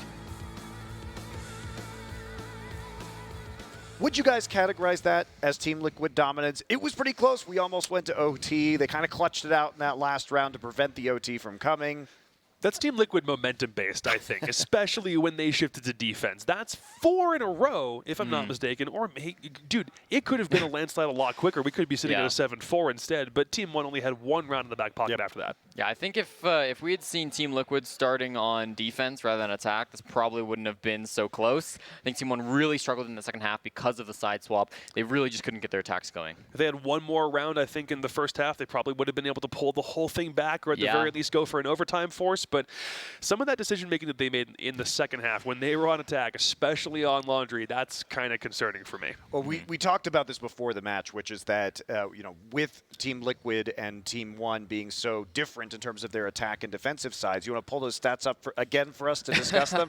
No, just because I think it's relevant here. Yeah, I mean, Team 1 especially, like 65% defensive win rate. They're second best in the entire tournament, so that's their strong suit. And even that, they started a little bit weak in this game. But their attacking win rate is only 47%. That is the average so far at this tournament. And average is fine if you're not in the semifinals. You kind of need that to be a little bit higher at this level. You know, they're 9th best in the tournament in that stat. So it really is sort of a big, obvious shift in where Team 1's strengths lie. I do believe that they have improved based on relative to the field in their attacks over the course of this event, because if I remember correctly, they were even worse at attacking before coming here. So that's at least a positive sign of development. They were the worst attacking team coming here. Now they're the 9th. See? Moving up. 9 to 15, probably not that much, but yeah, there's still something to that for sure. No, I think it's something good and relevant to talk about. As Jesse pulls his entire headset off the desk. Sorry about that, guys. Oh boy. In terms of the volume, if you heard that. He's going to go do a little telestration for us in a minute, so that'll be fun. Man, the mystique is broken. Now it's going to be like, wait, Jason's not here anymore. What happened? I know. He moved 20 feet away, so we ruined the illusion. But anyway, so this match in particular, we thought also it would be kind of a back and forth based on these two strengths, so there would be the possibility of a comeback. Team One goes up 4-2 at the half, but they just can't get anything done on their attack. Yep, it was back and forth only through the first 4 rounds, and then by that point, I think it was where they were very confident in just executing their own attacking game plan, essentially flawlessly. Sorry, defensive game plan. Oregon is a map that's notorious for sometimes taking a long time for you to go for your executes in the first place. That happened on several occasions, both for Team One and for Team Liquid, and where that did happen, the defense usually won. If you're trying to scramble in with only a couple of seconds remaining and get the diffuser down, 9 times out of 10 on Oregon, it's simply not going to work out. And I think that was reflected pretty well when we shifted to Team Liquid were on attack, because when we were downstairs, Sexy Cake, all he has to do is double pump the shoddy and elbow. That happened twice. So I think some of the attacking decision making from Team One was definitely off kilter when they switched to the second half. What would you have improved about Team One's attack? Probably late game and droning overall. They didn't have enough intel, which is why they went for some very, I think, basic / default avenues to get to site as quickly as they possibly could. Early game, mid game, not bad. Acquiring a fair amount of map control and didn't really seem like they were struggling. They had an idea of what they were going to do. And that was very obvious. And then sometimes you get down to the last 30, 20 seconds or so, and you're like, even I can't tell what game plan they're trying to execute. And in some cases, I don't think they did either until it was far too late. Well, you set Jesse up beautifully, because he actually has an example of the Team One attack on telestration about how they lacked that intel from droning. So, Professor Chick, please take it away. Thank you very much, Monty. Yes, I've got a great example to show you some of the weaknesses in Team One and why I think their drone game isn't necessarily up to snuff. We've got round 10 here. I'm going to play a little bit slowly. What I want you to focus on here, I want you to focus on Lagonis, his drone right here coming down Freezer. And then I want you to just focus on Neskin's drone up here as well. So I'm going to press play, and we're going to take a look at this one, okay? So here we go. We're going kind of slow here, and watch the information they're getting. Note they've got 8 drones still alive, and they've got a Yana. So they should have plenty of information. But Lagonis is going to go pretty passive with his drone, as is Neskin. They're really not getting very much information here. And that would be okay if they're not pushing for like 30, 45 more seconds. But as we speed this up, you'll see the drones still not getting much information. Neskin's is going to push a little bit farther up here. Or sorry, Neskin over here. Freezer drone as well. And as we slow this, watch Moringa. He's going to actually come and destroy this drone. Nesk might be able to contribute to this as well. Let's take a look at this one and see the drones get destroyed. And what information do they have? What information do they have here? They don't really know Sexy Cake's position. They don't really know where Neskin's going to be swinging from. And they don't really know what's going on in sight. But still, they drop the E-Box hatch. They go for the push. And they all get slaughtered. So this is the problem I have.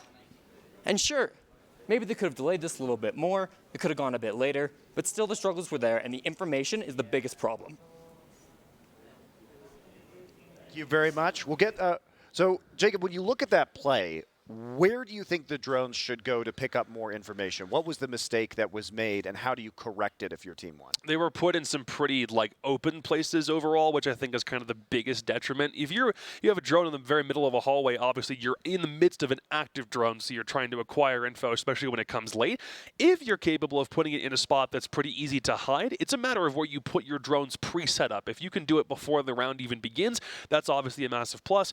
But I do think that a lot of the drones in the locations for Team One were in some pretty obvious spots in that round. So Jacob, as a team, how do you practice this positioning, and how do you improve upon it? What are the ways the team normally do this? 90% of the time, you want your drones to stay alive, so it comes down to scrims and understanding where some very default drone spots are, and then not going to those default drone spots as quickly as you possibly can. And most of the time, I do think Team Liquid had that very much down pat, but they also had a big repository of drones that they were saving for some later round executes, and they weren't putting them in those power positions to start the round off. It's a matter of making sure that you distract your opponent on defense enough to get a drone in so they don't have any idea that it's there. And I almost got the vibe that they didn't even think they could get drones in, so they just decided, screw it, let's go. Yeah. Right? It felt like they kind of got their drones in a little bit. The drones got shot. They're like, well, this isn't going to work, so I guess let's just run in and try to make it exciting and make it surprising. But that's just not the play that you got to go, especially in Oregon. Yeah, and finally, you're not always going to get the intel you want because teams are going to find the drones. So instead of running the execute anyway, is there a better play that could have been made? I mean, I think you can slow it down a little bit. You don't need to push right at that moment, right? You can try again in 20, 35 seconds, droning from a different position. They still had those Geminis as well, so they could have utilized Yana in a really creative way to have Yana pushing and then somebody right behind the Yana for the refrag. And we just didn't see any of that happening. There was no attempt. Sometimes I feel like when we see Yana played more often than not, it's more because she's got good guns and frag nades. It's sometimes less because the Gemini is there, but that is free drones and free intel, so use it if you've got it. It is. So you wanted to highlight another Team 1 play, which is some positioning by KDS in round 4 and 5. This is more positive towards Team 1, right? The way they're reacting to a push by Team Liquid? Yeah, we've talked about the struggles on attack, but we also need to hype up their defenses because they are really strong. And this is something that they weren't doing for the first couple of rounds. But look at KDS. Focus on how he retakes position. He was in showers at the start of this round, left showers, then re-pushes to get the kill onto Moringa, another kill onto Nesk in a moment here. And then he's going to be able to win the round from this entire position. And for the first 3 rounds, Team 1 weren't doing this. They were staying in their aggressive spots, like aggressive in pillars on a laundry defense, and they were just fighting there, but they were always dying. When you retake, like KDS is doing, you put yourself in a great position to surprise your opponents, to be able to make those plays, and KDS was doing this time and time again. We see it in round 4 to be able to clutch it against Team Liquid. Round 5 as well. Look at him. He's in Harry Potter. He's going to back off to come back to blue. You can see his outlines. Right, he's in blue right now, he's around the tarps. And then after he gets seen here, after Liquid realize where he is, he's gonna push back into Harry Potter for the frag. Really smart stuff. His timing on these repushes are fantastic, and he works with Levy, of course, to get those 2 kills. Yeah, big part of Team 1's ability to come back in on the defensive side. Puts them up 3-2, then 4-2 eventually here. It puts them in a position where they're going to be at least competitive in the second half. Unfortunately, they only got the 1 round on attack, so didn't happen this time. All right, we're going into Coastline. This is a more, people would say an attacker favored map. Is that fair to characterize 100%. that? But yet, we see this defensive team in Team 1 selecting it. Why do you think they like this? I mean, I think when you're a team that struggles on attack, having a map that will give you a bit more of an edge, I think is actually a good thing for you because it's just going to make attack a little bit easier for you. I think that on Oregon, one of the problems they ran into was usually Levy's great at this flank watch, but because Levy had to play these roles like Maverick, where he's focused on the bomb site, he's got a lot of utility jobs to do, he couldn't really do both. Whereas Coastline is a map where, like, you've got like one guy who might be focused on utility, and the rest of you can be focused on frags and flank watch. I do agree, because this is just kind of gives you an overall attacking buff, especially if you're a team that struggles with it, but that's kind of the issue that I've got. It's a risky play against a team like Liquid, who not only won it yesterday, are just a really good team in that regard anyway. So why would you go to it for Team 1 is more of a question mark in my head right now. Well, that question will be answered when we get back. We'll take a break, then we'll get right into Coastline between Team Liquid and Team 1.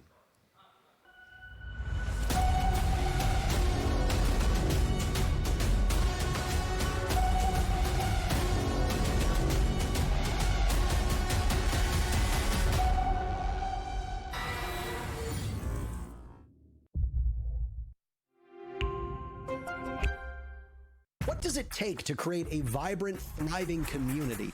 Join us on this 3rd episode of I Call Next as we discover how to create inspiring content and hype up an entire gaming scene. PayPal. Press play.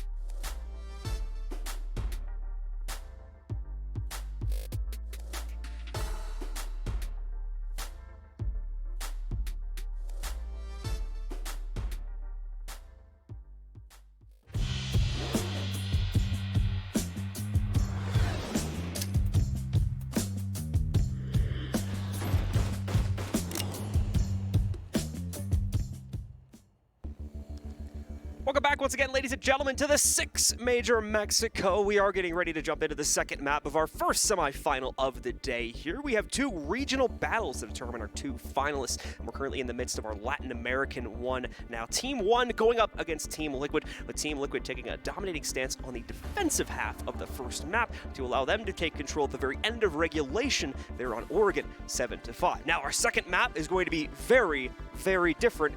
And in my opinion, probably not necessarily in a good way for Team Liquid.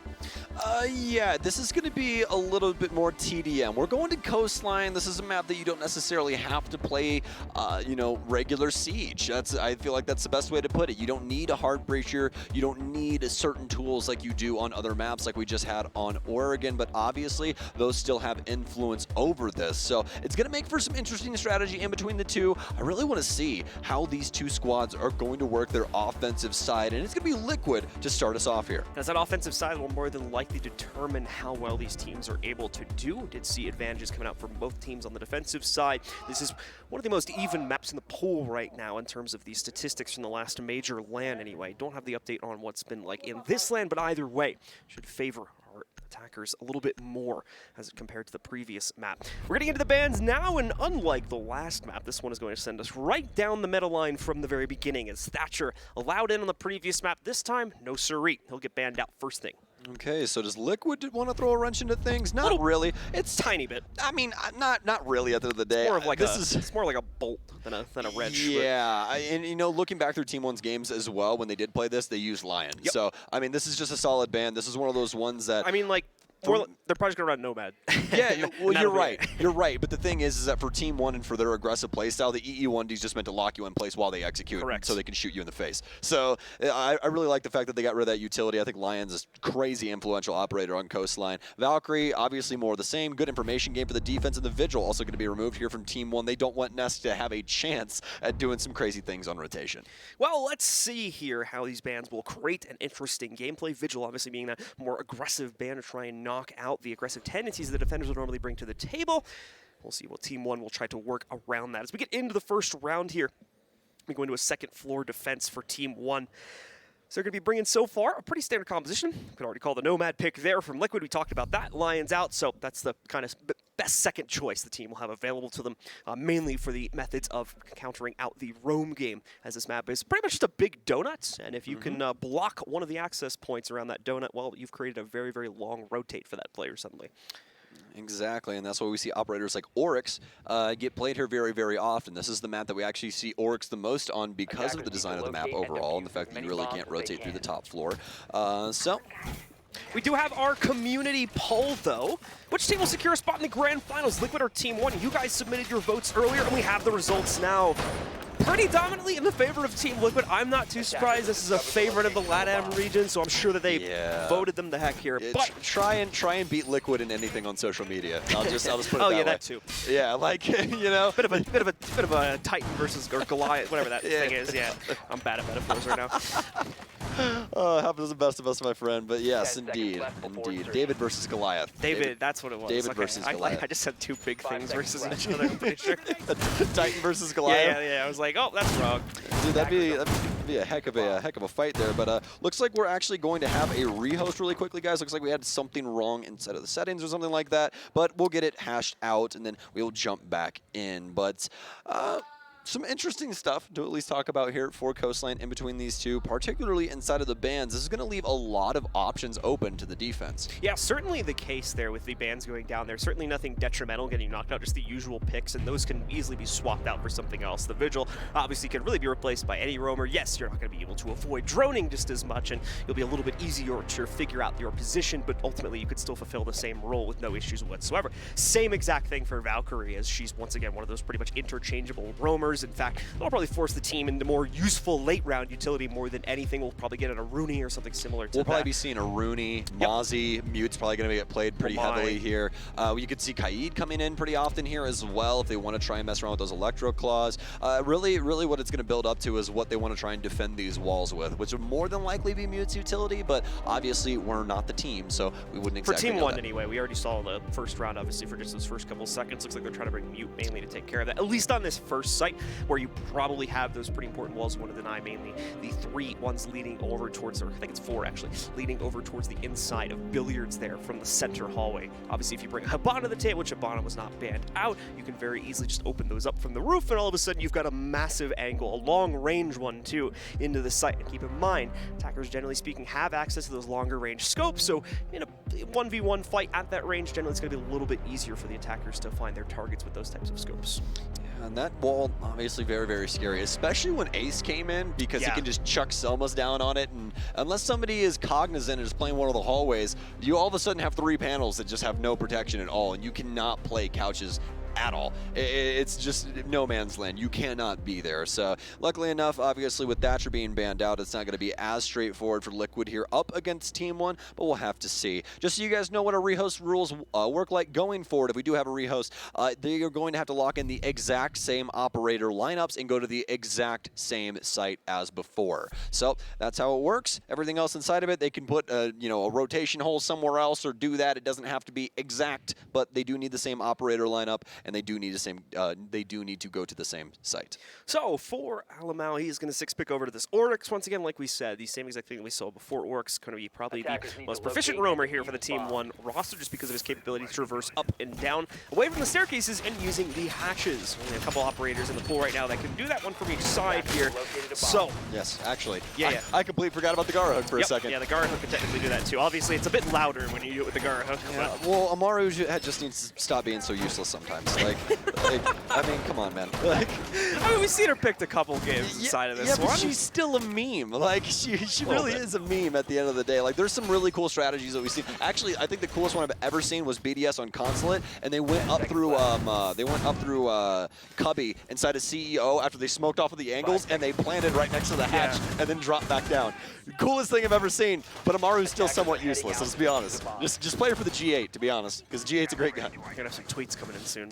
They'll be okay. But let's see what Team Liquid are going to send us here now as they finally spawned out. We're ready to begin the game. Keep in mind, if you are just joining us, folks, Liquid, as you can see from those 2 little check marks on either side of the 6 logo here, currently have the 1-0 map advantage inside of this series. The other scoreline you're seeing next to those is the group stage results, if I'm remembering correctly, so you can really see the dominance that came from Team Liquid in their group and the okayness I guess Team 1 had inside of theirs, but improving it massively in the second half of that. Like you said, a 3-map run, and I don't believe have dropped the map here in the playoffs yet either. So they dropped all of their maps from Monday and Tuesday of the tournament, and then since then, they have not dropped a single map until they lost that map up against the Liquid. That's right, yeah. So a very interesting story for them, but it might be bittersweet. Team 1 was indeed the team to have the first tiebreaker ever inside of a major event for Rainbow Six Siege, and they might be going home pretty soon here inside of the semis, but obviously still have an opportunity. We're about a minute in now here as Liquid are starting to get things set up on the VIP side of the map. Team 1 holding a lot of spatial control around the area, but obviously a lot of people down low right now, especially for Alamau. He's got 2 people centralized around him, and you can see PSK is like, okay, yeah, you guys are definitely playing Oryx. I'm going to put an air jab here and make sure that you can't do what you want to do here, Alamau. Alamau going to be patiently waiting for the time being for a chance KDS to has strike. impacts as well. Yeah, KDS, possibility to open up that angle of attack for Alamau. Oh, Nusk, that's just not even nice. That's not fair. That is so unbelievably rude. He's thinking so far ahead here. It's the right read, though, if Indeed. Team 1 bite on it, but that's going to be the big question. Does Team 1 try to go for the aggressive play, this flank from Alamau up the hatch? And look at him. Do we see that impact countering it out? Liquid, the rest of Liquid, in the meanwhile, is working on pushing themselves forward. We've even seen Paul Luke the safe call to move in through the upstairs hatch, the roof hatch, that is, to begin clearing things out over from VIP side to push towards the site as well. KDS committing to his lurk. It's going to be a little bit different than it was expected to be here. Neskin working up the staircase. Thankfully, that impact giving them a massive notice, and as well, the air jab hitting both of them. Nest! KDS had a clean angle onto him, but clearly the kill does not come out in the way that they wished it had. Levy does go down as well, but at the same time, a player from Team Liquid is lost because PSK goes down, so we're in a 4v4, likely to be a 4v3 in Team Liquid's favor, though, if Levy is going to be able to be confirmed. Unsure of where he's down at. Connect over towards Cool Vibes. That's a big pickup from Alamau, though. The aggressive swing from the inside of Aqua, taking down Sexy Cake and killing one of the major angles of Team Liquid's push. Even more importantly now, Levy, towards the end of his death timer, going to be able to be brought back up. So extra strength for Team 1 here, as Liquid are going to try to swing their way into the site. This is looking impossible for Liquid right now. Really no entry unless Nesk has something to say about it, but it's a swing from Levy from base. Palu with 2 big frags though, and he's gonna have to try and stick this, but Moranga's down and dusted. They know exactly where he is. It's the hot marks, and Levy will be able to clean it up. Team 1 with the first round here. Once again, that defense being put up. Liquid almost too prepared seemingly for the Oryx play over the hatch, spending so much time hyper-focusing on that with one of their players. Unfortunately, not enough building up the execute itself, so when they finally try to push towards it, Team 1 realize it's coming. We start to see those aggressive swings, most notably over towards Aqua. Makes it a very one-dimensional push after Sexy Cake is taken down on that angle over towards Luggage, and Liquid do not have the map control they need to get onto the site there. Team 1 fend it off and take the first round. Really like the adjustment there, especially from Alamau. Instead of jumping up that hatch, he goes all the way over to Office, hops up into Fish, and is able to play Aqua out because of that. Gets that beautiful frag onto Sexy Cake and just gets himself back into sight to play out with the rest of his team. Great stuff from him for shutting down that avenue, because it was going to be the one path to victory for Liquid there, especially if Sexy Cake ends up winning that gunfight when likely plant down and around in Liquid's favor. So fantastic to him on that impactful frag. But now for Team 1, it's continual on this defense. They're heading downstairs towards Kitchen, but you guys probably already knew that and thought ahead on that one as well. So, no surprises on the site choice for Team 1. Not too much when it comes to the operator selections here either. Still enabling that aggressive capability inside of the mid-run, especially with Neskin's pick over there. The Oryx has been dispatched of again. Not going to need as much use of that because the extended hold will already be upstairs. You're going to be traversing down, not up. So you won't necessarily need that ability that Oryx brings to the table. And they didn't really use it that much inside of the last round anyway, except for that fish shot, which realistically could have been done by another player as well. Attackers are heading out to defuse a bomb. Well, obviously Team 1 going to be holding onto this top floor, just like John was talking about. It's a very important spot for Coastline. Liquid have to get this top control, get Moringa in here, start breaking up this flooring, make it difficult for Team 1 to play around the beer in great area. You don't want anybody to be around there if you are going for a service plant. And since Liquid are spawning on the east side of the map, it's at least what they're looking into right now. They want to see what's going on with this top hold inside of Theater and see if there's possibly an entry point later on here. Looks like we might have some possible frags, though, coming out from KDS. He's playing so very close to the window, waiting for somebody to pop it. And obviously, that's going to be PSK here, so we'll see what will be done. Looks like he's actually going to back off, and that's going to be the safe bet as well, as Liquid will be able to get the hatch popped here and start droning out Penthouse. Liquid already with some clearance, but still plenty more work to do, as the downstairs setup is now coming into shape for Team 1. For the late round play. Now, it's a very early clear for Team Liquid, having forced out so many, but don't get me wrong, still going to be quite a bit of support available in that position upstairs as well. Away from that, though, Liquid now moving in. They're going to try and deal with the theater setup first, and the first step of doing that is going to be opening up that one reinforced wall to reduce the amount of playroom that KDS is going to have. Looks like it got successfully impacted, however, so not going to see that wall get opened up after all. Those 6x Kairos will unfortunately be wasted here. Plenty more to use for Sexy Cake, but now gonna have to try and reattempt that again if they want to get the same opening. All right, well, Team 1 will be waiting for the next move here from Liquid. Liquid is taking some bits of damage here, but Liquid just very poised, controlling this top floor. Do not want to overextend themselves into these angles here.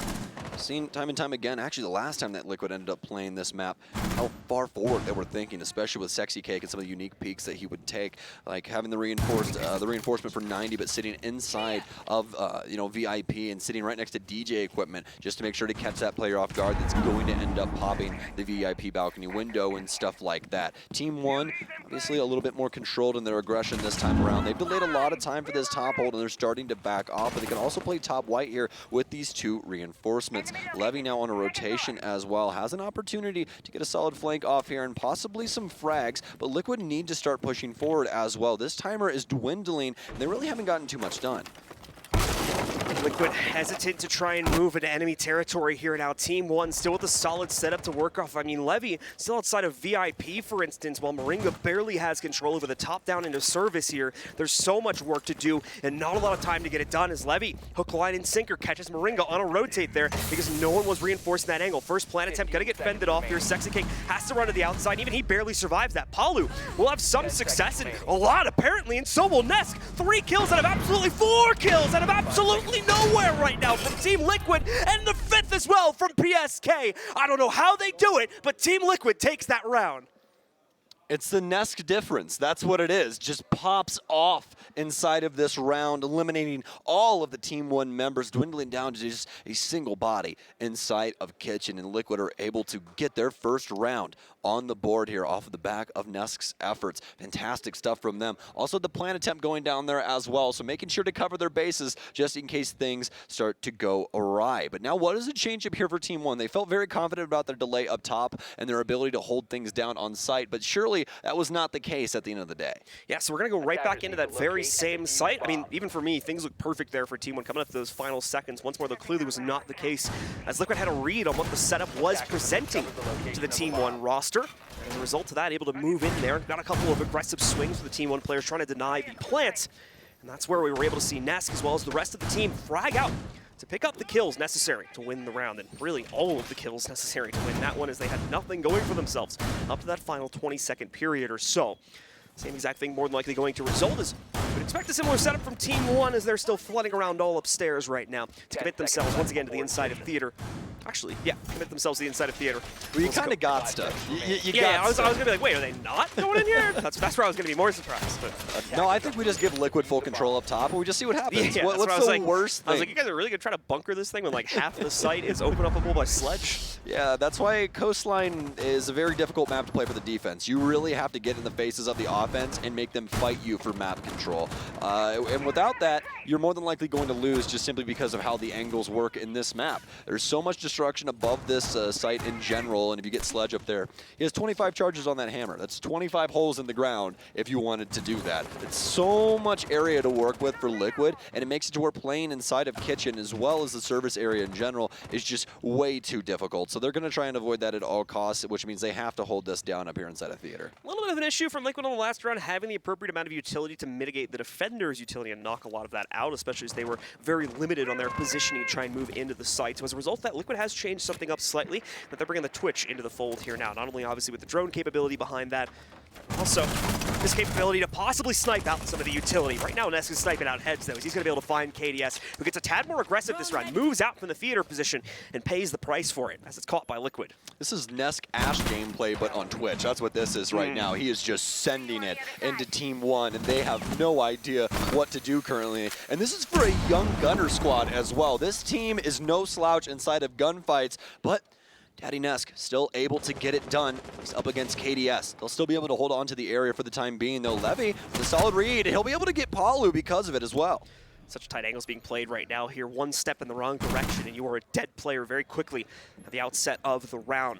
For Team Liquid, things have started out well. They're starting to get a bit drastic here. Levy with a beautiful second find against Nesk. Even tries to go for a third on the pre-fire through the wall there, but because of the low HP, is not going to be sticking around. He's done his job. They have the advantage, to be fair, only by one player. Now he can start to fall back and play into the site once again as we're approaching that final minute of the round. Not to mention that Neskin is still positioned on the outside of theater as well and will continue to cause problems for Liquid so long as he can maintain that spot.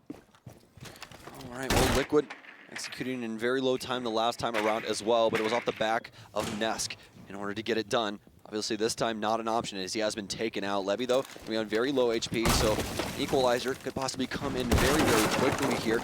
They're going to need to start applying pressure to these positions inside of sight. You can see Team 1, so making sure to hold on to lobby as well, just really restricting Liquid's movement around this area. Sexy Cake, he's going to go fishing. He'll find one, and he'll get it done as well up against Neskin. That's an easy find for him. And just remember, Levy's still alive. He's literally one bullet away from death as well. They know where Alamau is now as well. 15 seconds remaining. He's going to lock himself inside of security and try and pull Sexy Cake in for the frag. Oh, what a shot from Alamau. The mechanics working into his favor. Levy will get the triple as well on low HP. PSK simply going to go down to the smoke, but no, it'll actually be Levy as well. He'll make it through the Toxic Babe and right into the bullet of the AUG. This time, the in-your-face playstyle as well as the constant aggression, especially from Levy as well. So much success coming out from him individually on his conquest with upstairs and what he played out inside of the late round there. A much better run inside of that kitchen defense, which we barely even played anything in the kitchen to be fair, but a much better success on that kitchen hold for Team 1. They lock that one away and can go right back to where they already started things out well at a hookah billiards defense. Very strong start here for Team One so far. These defenses starting to come together. And as you said, it's this aggressive play style, but being used in a different way. They're really catching Liquid off guard in the way that they're moving through the map. And honestly, that's great recognition here from Team One. They're thinking about the way that Liquid are working the map, and they're directly countering it out. We've seen Levy try to work VIP twice here. The last time it simply didn't do anything. This time around, he ends up with a triple kill. So, you know, it really just is kind of the differences between these rounds and the way that they can possibly have an effectiveness over that. We saw Team One change up some of the reinforcements inside of that well to give themselves some better angles inside of theater, although they really weren't used all that much. It was just kind of some fights going around that top floor that quickly transitioned into a lot of fights from Alamau and the rest of the squads down low. So he's going to go back into a fairly typical hookah and billiards play here on our 4th round of the half. Goyo being brought in for KDS, and that's mainly to support this extended position over on the east side of the map. Once again, inside of theater is the main play point that Team One are going to use here to try and waste Liquid's time. Not only, of course, can they fend off those usual hatch drops and whatnot, but should Liquid try to ignore that setup on the inside of theater, go directly for VIP or Aqua control, that presents a flank really against either of those pushes for the player that is able to survive and maintain the position on the inside of theater. Okay, so Team One. A bit of an extension out here towards the VIP side with a lot of angles through this area. I want to make sure that if Liquid does get control, if they can try and work those from couple of split sections here. Love the reinforcement game here as well that you can actually see on VIP with these holes. They've made it to where if you get in there at all, you can actually gunfight from both angles. Perfect example is Jaeger stepping on the plate right here, Neskin. So they'll be able to work this from both sides, and this is going to make it hard for Liquid if they do want to try and gather control here. And you can, oh my goodness, this is so awesome. I love what Team One's doing here. There's so many angles to try and assist each other in the way that they can possibly fight this out, especially with Neskin's position. He's able to just do really whatever is necessary for Team One for this side of the map, all from 90. He's got angles to assist KDS, as well as the player for Vase if they want to try and assist him with that VIP take that Liquid could go for. But Liquid not going for anything right now. Instead, what they'll be doing is working hookah. As Marengo will set himself up on the window. Also going to get some things done here when it comes to this explosive. Can you go up one floor for me, sir? Looks like he wanted to get rid of something there. Don't know exactly what it was, but I don't know if it hit its mark either. Either way, though, I'm assuming trying to get rid of some Banshees here, but not able to really get that done how he wanted to previously. But obviously this angle can also work out into their favor if that's also what they were going for. And it looks to be actually the case. They wanted to make sure that Alamau could not actually get into towels and have any effectiveness on that. And these Flores drones working out beautifully currently. Absolutely tearing apart the utility setups right now that Team One have tried to use, specifically over in Look hookah. at it. It seems that the members of Team Liquid are actually going for an interesting play here. They've seen the setup over in theater, but realized how difficult it might be to try to control this. So possible attempt to go directly into the site through hookah and maybe an aqua push as well to circumvent that. But remember, like I said, that is going to allow for free flank specifically against the aqua push if it's not properly dealt with. However, you can see here, Team One has already realized that that setup needs to be brought back under their control. They need to absolutely wrap their players over here closer to the site. So they've given that up and are now putting that pressure much more directly against Team Liquid from areas like Sunrise, with support coming in, as you can see, across the hall on the inside of Kitchen. I'm even going to go over towards Blue here for a moment as well. I think they see some repel action going on, and I'm going to try to hop out against that and get aggressive here.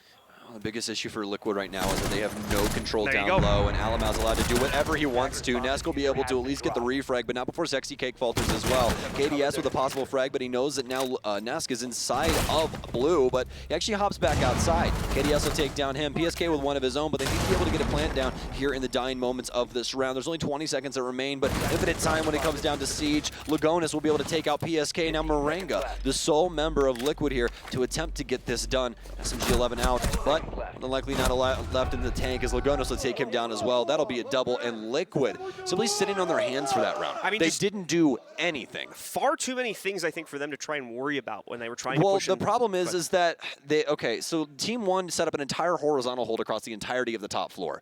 The issue is that Liquid doesn't want to deal with that, and they didn't do anything with the bottom floor to make sure that Team One couldn't rotate their players over there and hold space. And now they're able to just punish them constantly because of that. They can't do anything on the bottom floor. They can't go in and plant because there's just prevent everywhere, and the angles are too harsh. It was just not a good play overall from Liquid. They were trying to just do too much right there with just Flores and trying to hold angles down low through those means. It just did not work. Yeah, a lot of attempts from Team Liquid to simply, as you were saying, just hold angles there, hopefully capitalizing upon what would have been some aggression from Team One. And to be fair to Liquid, we did eventually get that. So they had the right read on the situation to some extent, but the problem being Team One still hit their shots far more proficiently than Team Liquid because there was far too many things for Team Liquid to overwatch so often from Team 1, able to either trade or swing out for free against some of these Liquid players, netting them a very early advantage. But Team Liquid having zero map control throughout the entirety of that round.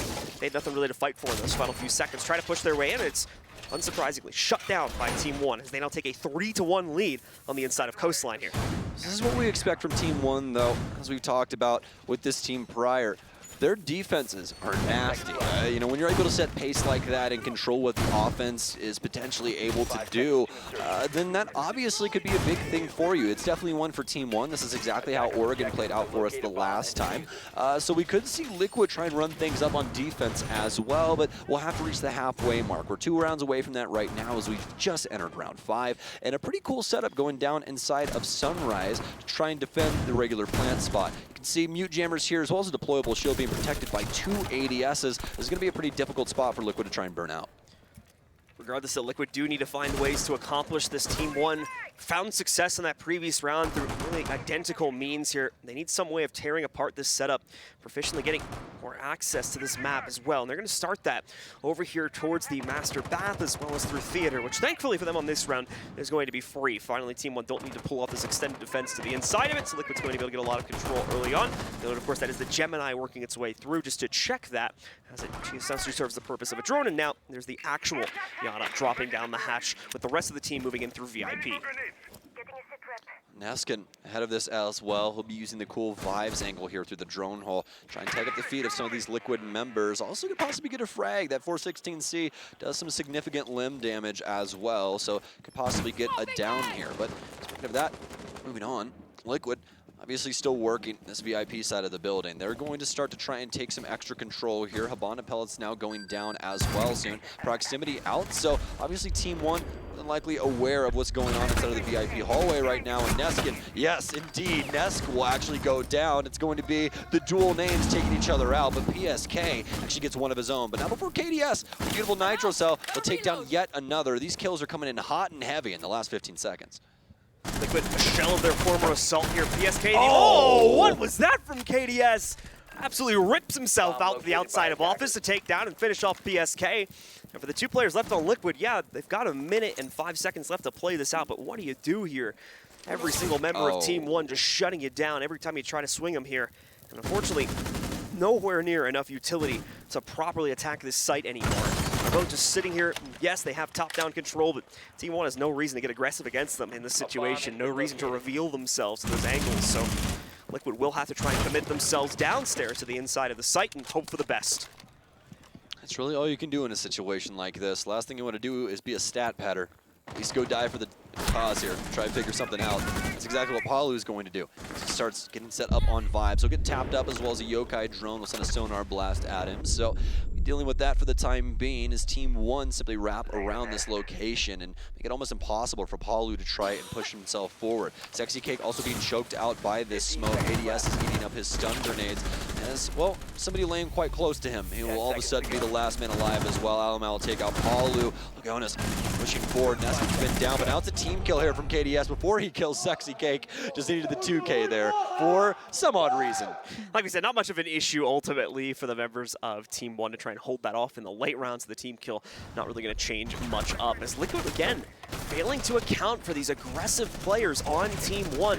The timing is always awkward for Team Liquid. It's just when they're moving in, just when they're starting to establish control, that suddenly a member of Team 1 shows up in an unfamiliar position on the map, shuts down a couple of players, and then disappears without a trace. Liquid needs some way to get a grasp on this situation inside of the mid-round, inside of that minute to 2 minute marker. Or unfortunately, they're going to continue to drop these rounds on the defense, and there's only 1 left, so we could very quickly be staring down an absolutely brutal scoreline for Team Liquid if this goes the full distance and we end up with a 1-5.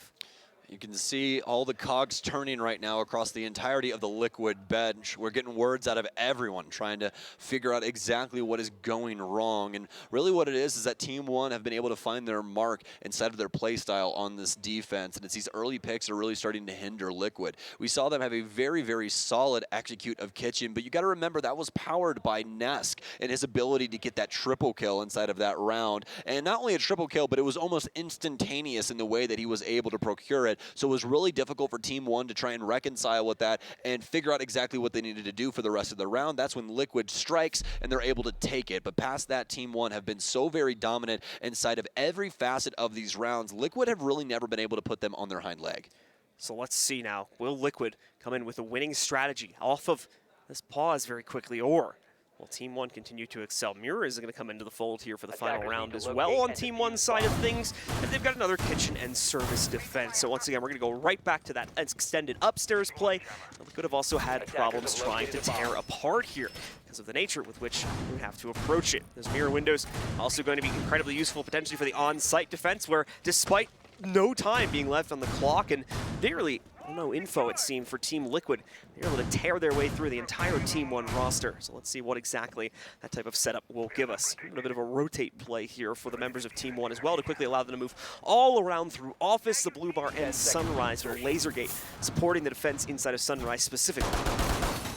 As we'd expect out of Team One, lots of utility around the entirety of this map. We also caught some proximity sensors here inside of security. So you can see KDS, of all people, the Mira does not have a nitro cell, instead getting the proximity sensor. There's 4 proximities on this defense right now. So there's going to be a lot of info coming their way off of these sound cues. They're going to have to be very aware of what's going on with this setup. So here for Liquid, back to the drawing board. They just get off of this tactical timeout as they're going to try and split this 2-4 to get a more favorable defensive half, hopefully.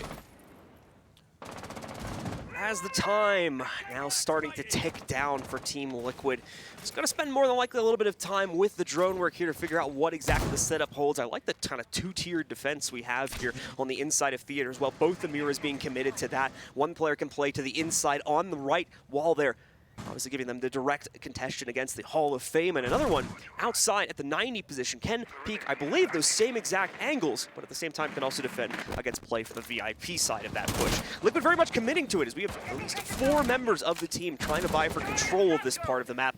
And it will be a very important part of this round here if they can successfully clear it out.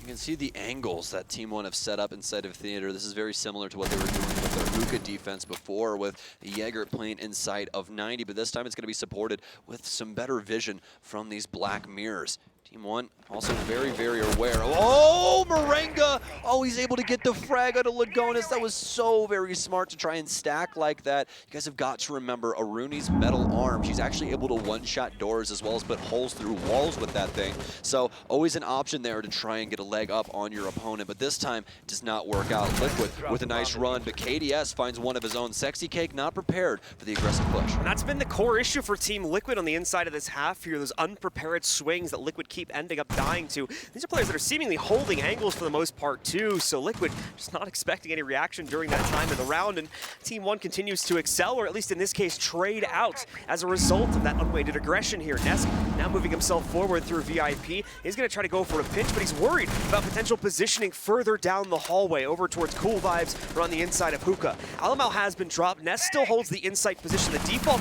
will spot out the push from Nesk, so it's not going to be so easy to find out. But what's this? Palu finding 2 players on the staircases. He pushes through luggage, knocks them all out, and now Nesk has only one left alive. Levy! Such a smooth shot against Nesk, though, brings him down, but it is still a 3v1. The plant already going down on the inside of the site. Levy, another beautiful headshot. 25 seconds left here for Team Liquid to make up the difference, but they've also got to make up for Levy and take him out of this fight in some way, shape, or form. It's looking like a pinch coming in from Team Liquid as they'll try to swing in from both the bathroom as well as the service door. Shots in service to try and distract from the bathroom push, but never mind. It's the rotate instead. Thankfully, Palu finds the angle to win it, though, and Team Liquid take control. Oh, that round had me sweating bullets there for just a split second, especially the cancel of the plant as well. Pretty safe there in what they were doing, but ended up figuring out that Levy was moving in through kitchen and tried to go for the aggressive play instead. Levy on the doorstep of a clutch there off the back of Liquid, starting off so very strong inside of that round. Obviously able to get Sexy Cake inside of Guitar, but past that top hold just not working out for Team One. Could not muster enough of a defensive standpoint there, although they did try extremely hard inside of theater. Really committing themselves to it, and that is the double-edged sword of that type of a setup for Team One. Yes, if it works, you can have pretty much infinite delay potential, if not outright killing your opponent's possibility to get onto the site. But if it's wrong and you overcommit to it, it could be the very end of your site setup, as we saw right there in the end of that round. Levy again, bringing us a very incredible performance to try and bring it back, but ultimately not going to be enough to shut down the round. Levy, though, absolutely excelling right now. You can see his score at the bottom right of your screen. 10-4-1 compared to the next highest teammate being KDS and Alamau at 5-4 and 4-4 each. Meanwhile, it's a little bit more of an even affair on Team Liquid as Palu leads the way, as he has been throughout most of this tournament, to be fair, at 7-4. Sexy Cake, though, currently struggling at 1-5. Well, I said we might get the mute. I said we might get the Kaid. But why not both? I mean, that works as well. I'm cool with that as well. You know, I think it could definitely work out here. So we'll see what they want to do with this, and what Ness can possibly get done with these Electro Claws. Possibly he's set up for the walls back here. I just want to see what they exactly have for the quad wall. Is it Mute Jammers down on the quad wall here? Yeah, it is. I believe it's I think Nesk is the backup plan for the quad wall. Yeah, I think what Nesk is going to do is he's more than likely just going to play down low and probably, try and electrify these panels, and he's going to hold Sunrise. So Kaid's Electro Claws is like the only piece of deniable utility in this game where you can actually put it through surfaces. We see this really often. On Villa, with especially like the single panel for pantry inside a kitchen. We see this set up pretty often where you'll toss it on the other side of the wall because it's super difficult to get out. Now imagine it in this sense, right? Hey, we got 2 Electro Claws downstairs. Let's just go get these, but also you have to gunfight Nesk. So that's a thing in and of itself. You just have fun with that. So let's see here now if the defense from Team Liquid will prove itself to be any better and any more aggressive maybe than we saw from Team 1. And I will say this, though. Team 1 probably have a pretty good opportunity at winning this engagement, especially with how Levy is shooting right now. This guy is on right now. 10-4-1 and also on Zofia. Also another interesting thing in the fold that we didn't notate yet, John, the Ying coming in for Alamau. Yeah, this should be very interesting to see specifically how this pans out, because there's so much mitigation on the site there between like ADS and whatnot, but as we're going to see here in just a moment, they can deal with that relatively quickly and then open up a pathway to try and throw those in. Not only that too, but potentially overwhelm the Liquid setup, as it is very site-centric right now, looking at where their players have deployed towards. Yes, we have those couple of off-site players, but don't get me wrong, Liquid very much playing to their hookah as well as in-site defenses here, really leaving only Sexy Cake and possibly Nesk downstairs to try and play things out on the extended game. We're going to see an attempt to open things up on the quad wall, but obviously the Mute Jammers will pretty quickly deny that. Team 1 will need to try and get a frag grenade, still 3 of those left, into that position if they want to knock those out, or of course, some other form of utility to mitigate that if they can get below it. Here comes the frag grenade now, I think, trying to knock it out from the window and chucking it from below instead. It's going to deal with a deployable shield. The Mute Jammers already dealt with, in fact, as they're going to be able to open that up immediately after they are taken away. PSK is put into a tough corner as a result of that. He has no room to rotate here. Sexy Cake, though, moving around, looking to try and punish the players the inside of luggage. Unfortunately, this cell will be far too late to have any impact. Team 1 has already moved into the inside of Aqua and is getting ready to execute. Just as a reminder, guys, those smokes do not go through walls anymore, so PSK is not safe in his position at all. He's going to have to step forward and try and get this utility down here. With 30 seconds remaining, this round is definitely going to be a hell in a cell. This thing is about to bust open at any moment in time. It just all depends on when this first frag comes down, and it's Sexy Cake who made the move to 90. He'll take down Levy. The rest of Team 1 now have to respond. It was mostly over near Aqua as they start to surge forward. The kills start coming through. PSK making a stance with the shotty once again, but Alamau with a triple now with the T95, making a quad. Can he get it all in one magazine? He can't. He has to get through the rotation hole. Very minimal time left for the Sludge to get something done up against Sexy Cake. Oh, he gets the kill! Gets it as well. Team Liquid, but most importantly, Sexy Cake able to win that round. We talked about how important of a position Sexy Cake was going to be holding on the downstairs extension, but not only does he obviously fail to find anything from there, but he rotates back just in the nick of time to save things on the hookah push. That was the one element of Team Liquid's defense that fell to pieces, as Alamau was able to rip completely through that, getting a quad, obviously starting with the hookah players, but then following it through because of the freedom he had to take out the players on the inside of games as well. Thankfully, Sexy Cake gets back just in time to shut not only that player down, but the final ones pushing in from Team 1 as well. Beautifully done by him, and now Team Liquid on the comeback trail yet again. That was a hell of a round there from both of these teams. And Alamau, I mean, just shock and awe on the entry there. Nobody could try and fight back against him. And not only that, but his target acquisition inside of that round, absolutely disgusting. I mean, you're talking. That was a fast 4K. Yeah, you're talking 4 kills in like less than 10 seconds. He is managing so many things right now. Like, his brain is just cranking 90s, man. It's crazy. But either way, though, Team 1 not able to get that round. And Liquid with their first their successful defense. They'll head down to kitchen now. It's going to be a little bit of a different setup from what we saw from Team 1. There's really centric up top inside of what they were doing with 90 and the angles that they had for Penthouse to try and prevent all of that. We'll have to see what Liquid exactly what to get done. They're at least going to go for a pretty routine 90 setup here. It's going to be a simple mute jammer to hold on to that panel, and we'll see what they want to do with the rest of it. Obviously, the oNe are making these setups here for the angles on the inside of Theater a little bit of an easier job, just punching out those holes very quickly, and then it's pretty much a done deal.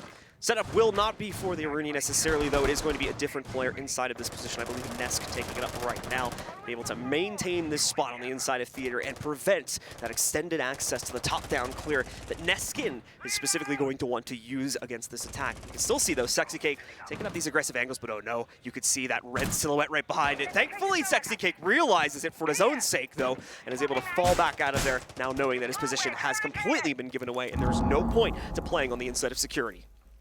Compromised position means you got to escape.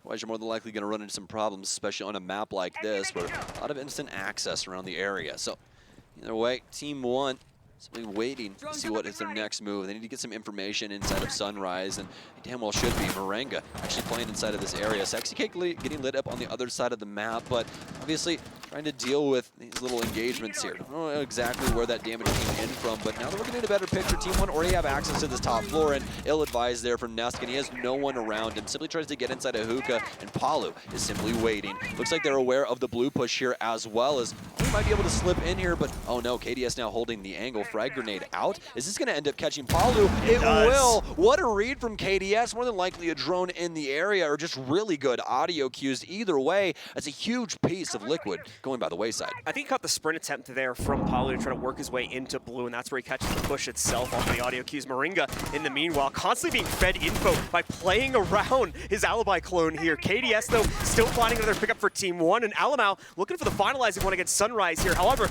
Moringa realizing that there's too much pressure on him, but despite that, still tries to take the fight. That will probably be the siren call for the end here for Team Liquid, as they get far too aggressive inside of this late round with Team 1 pushing in, losing nearly all of their player count, and bringing it down to just PSK and Nesk.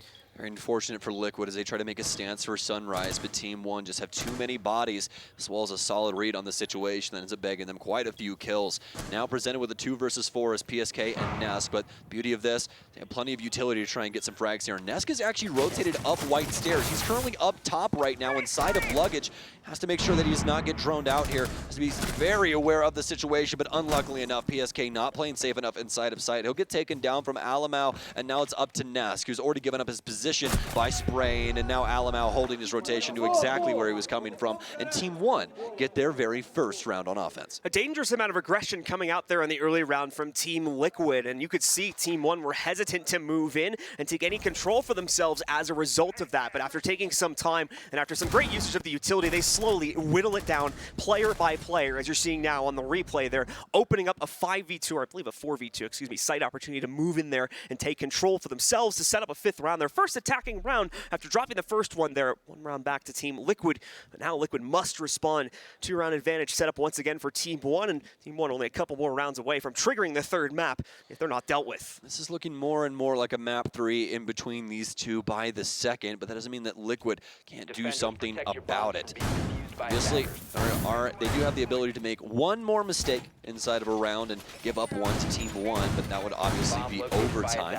Liquid could get 3 in a row, make it 4 if they want to try and win in regulation. Otherwise, we more than likely will be going to OT. They're going to choose double bar this time around, and they're going to be sticking with very similar suspects to a couple of the different lineups that they've already been running, especially Palu here on the alibi. Team 1, once again, going to try to go for an early amount of control against Team Liquid, but the question will be, how much will Team Liquid give us? As we have an interesting setup on the inside of Kitchen there, the 2 reinforcements over in the corner to allow for the extended play, and more importantly, the additional angle for Team 1 to have to deal with if they're going to try and push in from that central hallway over towards Sunrise. Liquid obviously with an extension towards the upstairs portion too. Similarly to the Kitchen, this has a lot of play potential here. Team 1, specifically Neskin, is able to get control over Hookah and open up all of that top-down angle play. So Liquid will want to try to play to that, as well as all of the extensions outside of the site. You'll note no one's going to be inside of blue itself. That unfortunately is a little bit too delicate of a site to play directly into, which explains why we have so much off-site pressure. Now, we get an explanation for why we have these two walls reinforced here. Sexy Cake out and about once again, playing over towards barrels right now to try and see if he can catch any of the early entries from Team 1. Yeah, this is a super common place to play because what he's trying to do is prevent anyone from pushing in from service super early here. If they end up getting this kitchen cut off, then playing Sunrise is practically impossible because you can't get out. You're either stuck on the bar side or you're stuck on the couch side, and there is no in between because somebody's just going to simply hold the cross the entire time. So either way, Sexy Cake will be playing inside of this space for the time being. We'll see if that worked out for him. But as for Team 1, they're going to start in the top area here, but the northeast side. So this is going to be Guitar as well as Penthouse to start them off. As they try to figure out what Liquid has going on this top floor. And as of right now, it's not exactly too much. Still have some opportunities here, especially with Sexy Cake, Nitro Cell in hand here. Try and get an early pick on these Team 1 members above. While Team 1 will get that roof access for themselves, and Neskin striking first here for Team 1. Immediately taking out Palu, one of the more aggressive swings that we were going to see from Team Liquid here, as that early aggression falters on the defense yet again. And Team 1 are able to take the advantage as a direct result of that. Sexy Cake still alive, though. He's coming back a little bit more on this defensive side. Only one kill picked up on the attack. He's already found 3 on the inside of the 2 rounds that have been played out on the defense, and is looking to make it a few more than that now. He's going to try and get this Nitro Cell off against the Aqua push. Team 1 seems to have some idea that something might be going on in there, so they're very hesitant to step into that territory, but now they're going to move themselves forward. No sign going out there for Sexy Cake, though, so he does not chuck the Nitro yet. Now it goes through, though, and unfortunately, a complete miss. No one even close to that from Team 1, so just opens up the top-down angle. Team 1 already all inside of Billiards here and is going to be able to leverage that kill against Nesk. Due to, once again, these top-down angles are open, and again, Liquid keeps taking the fights here, keeps trying to look for these up-down fights, and unfortunately, they're at the disadvantage every single time they do it, so it's no surprise they continue to go into Team 1's favor, as they're already set up with a 5v2 here at 35 seconds left. Not really no solid adjustments coming out here from Liquid. The early damage is too much from Team 1, and they continue to hit their mark. Moringa taking a lot of frag here, as he ends up eating so much of that. Doesn't kill him, though.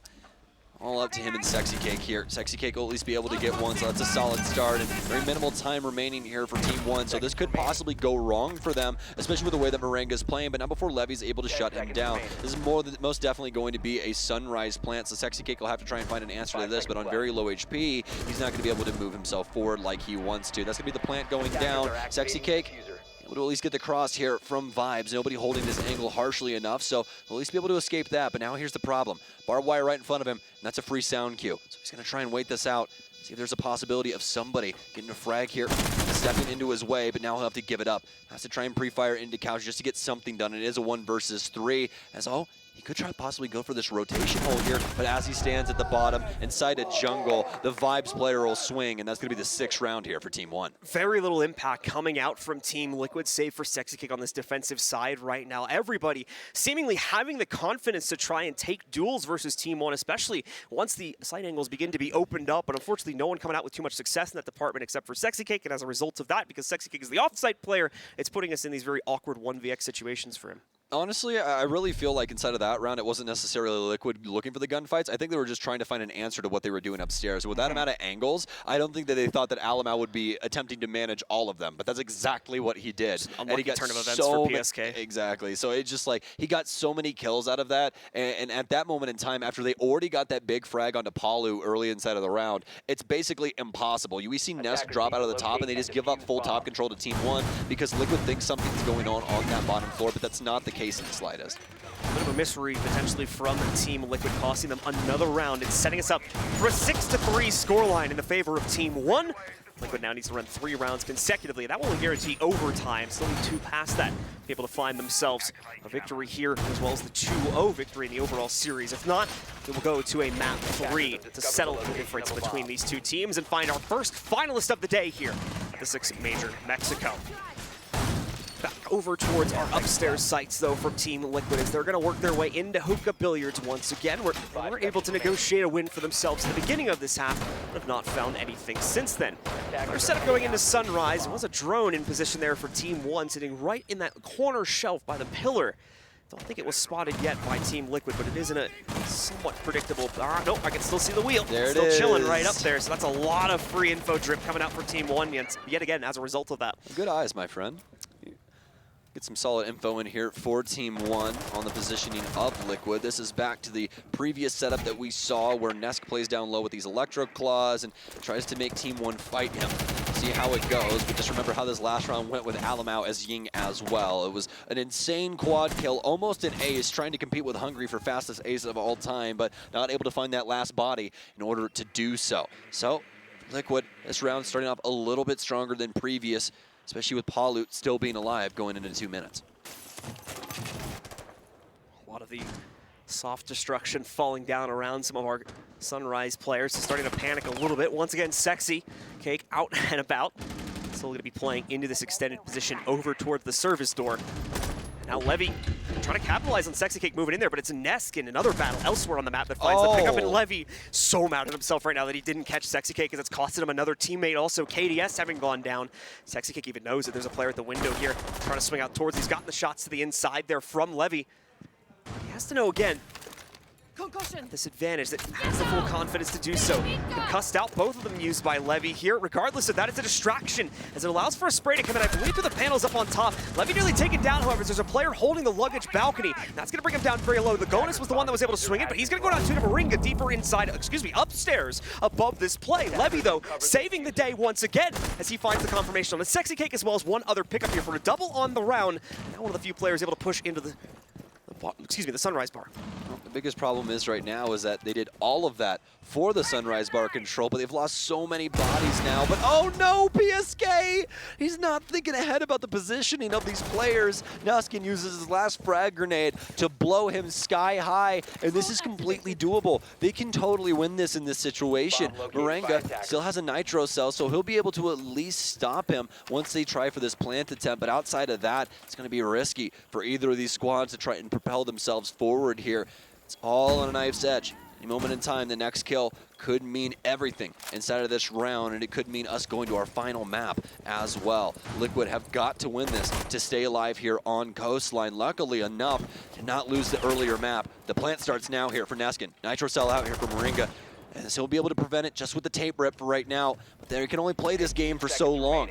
Looks like the Billiards player also set up to try and get the shot. That Nitro Cell goes out, won't deal any damage to Neskin. He'll stick it. Palu with a hell of a shot, and Moringa will lock it down. Liquid went out the 2 versus 2, and whoa, very, very close there for just a split second. That could have broken down anyway. Once again, it's Levy, right? Bringing this fantastic performance in, especially with the entries towards Kitchen that nearly allows things to come back for Team One. After Liquid found the 2 initial picks in their favor, with Sexy Cake finding one from the inside of the Kitchen lurk that he went towards, as well as another one being found a little bit further off the site as well from Nesk. It's Levy that picks up at least 2 of those kills, if not more, later in the round as well. It keeps the hope alive as he is carrying Team One forward right now to try to prevent that 0-2 victory for Team Liquid and keep Team One's playoff contentions to go to the grand finals alive here as they still look for that one final round. 2 rounds now to try to get it done as Team Liquid move up on 4. The hookah defense is working out for Team Liquid, but that's literally it. They've only been able to get hookah defenses so far, and one of them looking extremely drastic when Alamau was able to entry for that 4K as Ying. But besides that, these defensive strategies from Liquid have not worked out in their favor. Team One have done such a bang-up job of being able to lock down the map and make it hard for these Liquid members to exist out of sight, especially when it comes to their pen setup upstairs. In the previous round, they defended Kitchen. This ended up going first. Team One getting a lot of pressure up top and starting to get frags, and it was just impossible after a certain point for Liquid to try and combat with them. So Team One are likely going to be going for this top clear here once again, and Alamau will be changing it up once again. The Twitch now coming in with the up 2. Surprises on that one. We saw a similar adjustment for Team Liquid here. Extra drone counts to be able to use, and that's on top of what the Yana brings as well, on top of the ability to try and knock out some of this utility deeper in the site through a bit of a sneakier method if they can insert themselves. Obviously, the F2, a massive proponent to why this is being brought as well. It's a gunner's gun. Alamau fragging out here, now actually tied with Levy at 13 and 13 for both of those players in the kill count here. Still going to see plenty more drones brought in as well, the explosive ones to be exact here on Lagonis, to also try and mitigate very early on some of the utility stuff, especially over here by the service door. And they're going to make very quick work of that, as you can see here. Everything by the service door is gone within 40 seconds of the round beginning.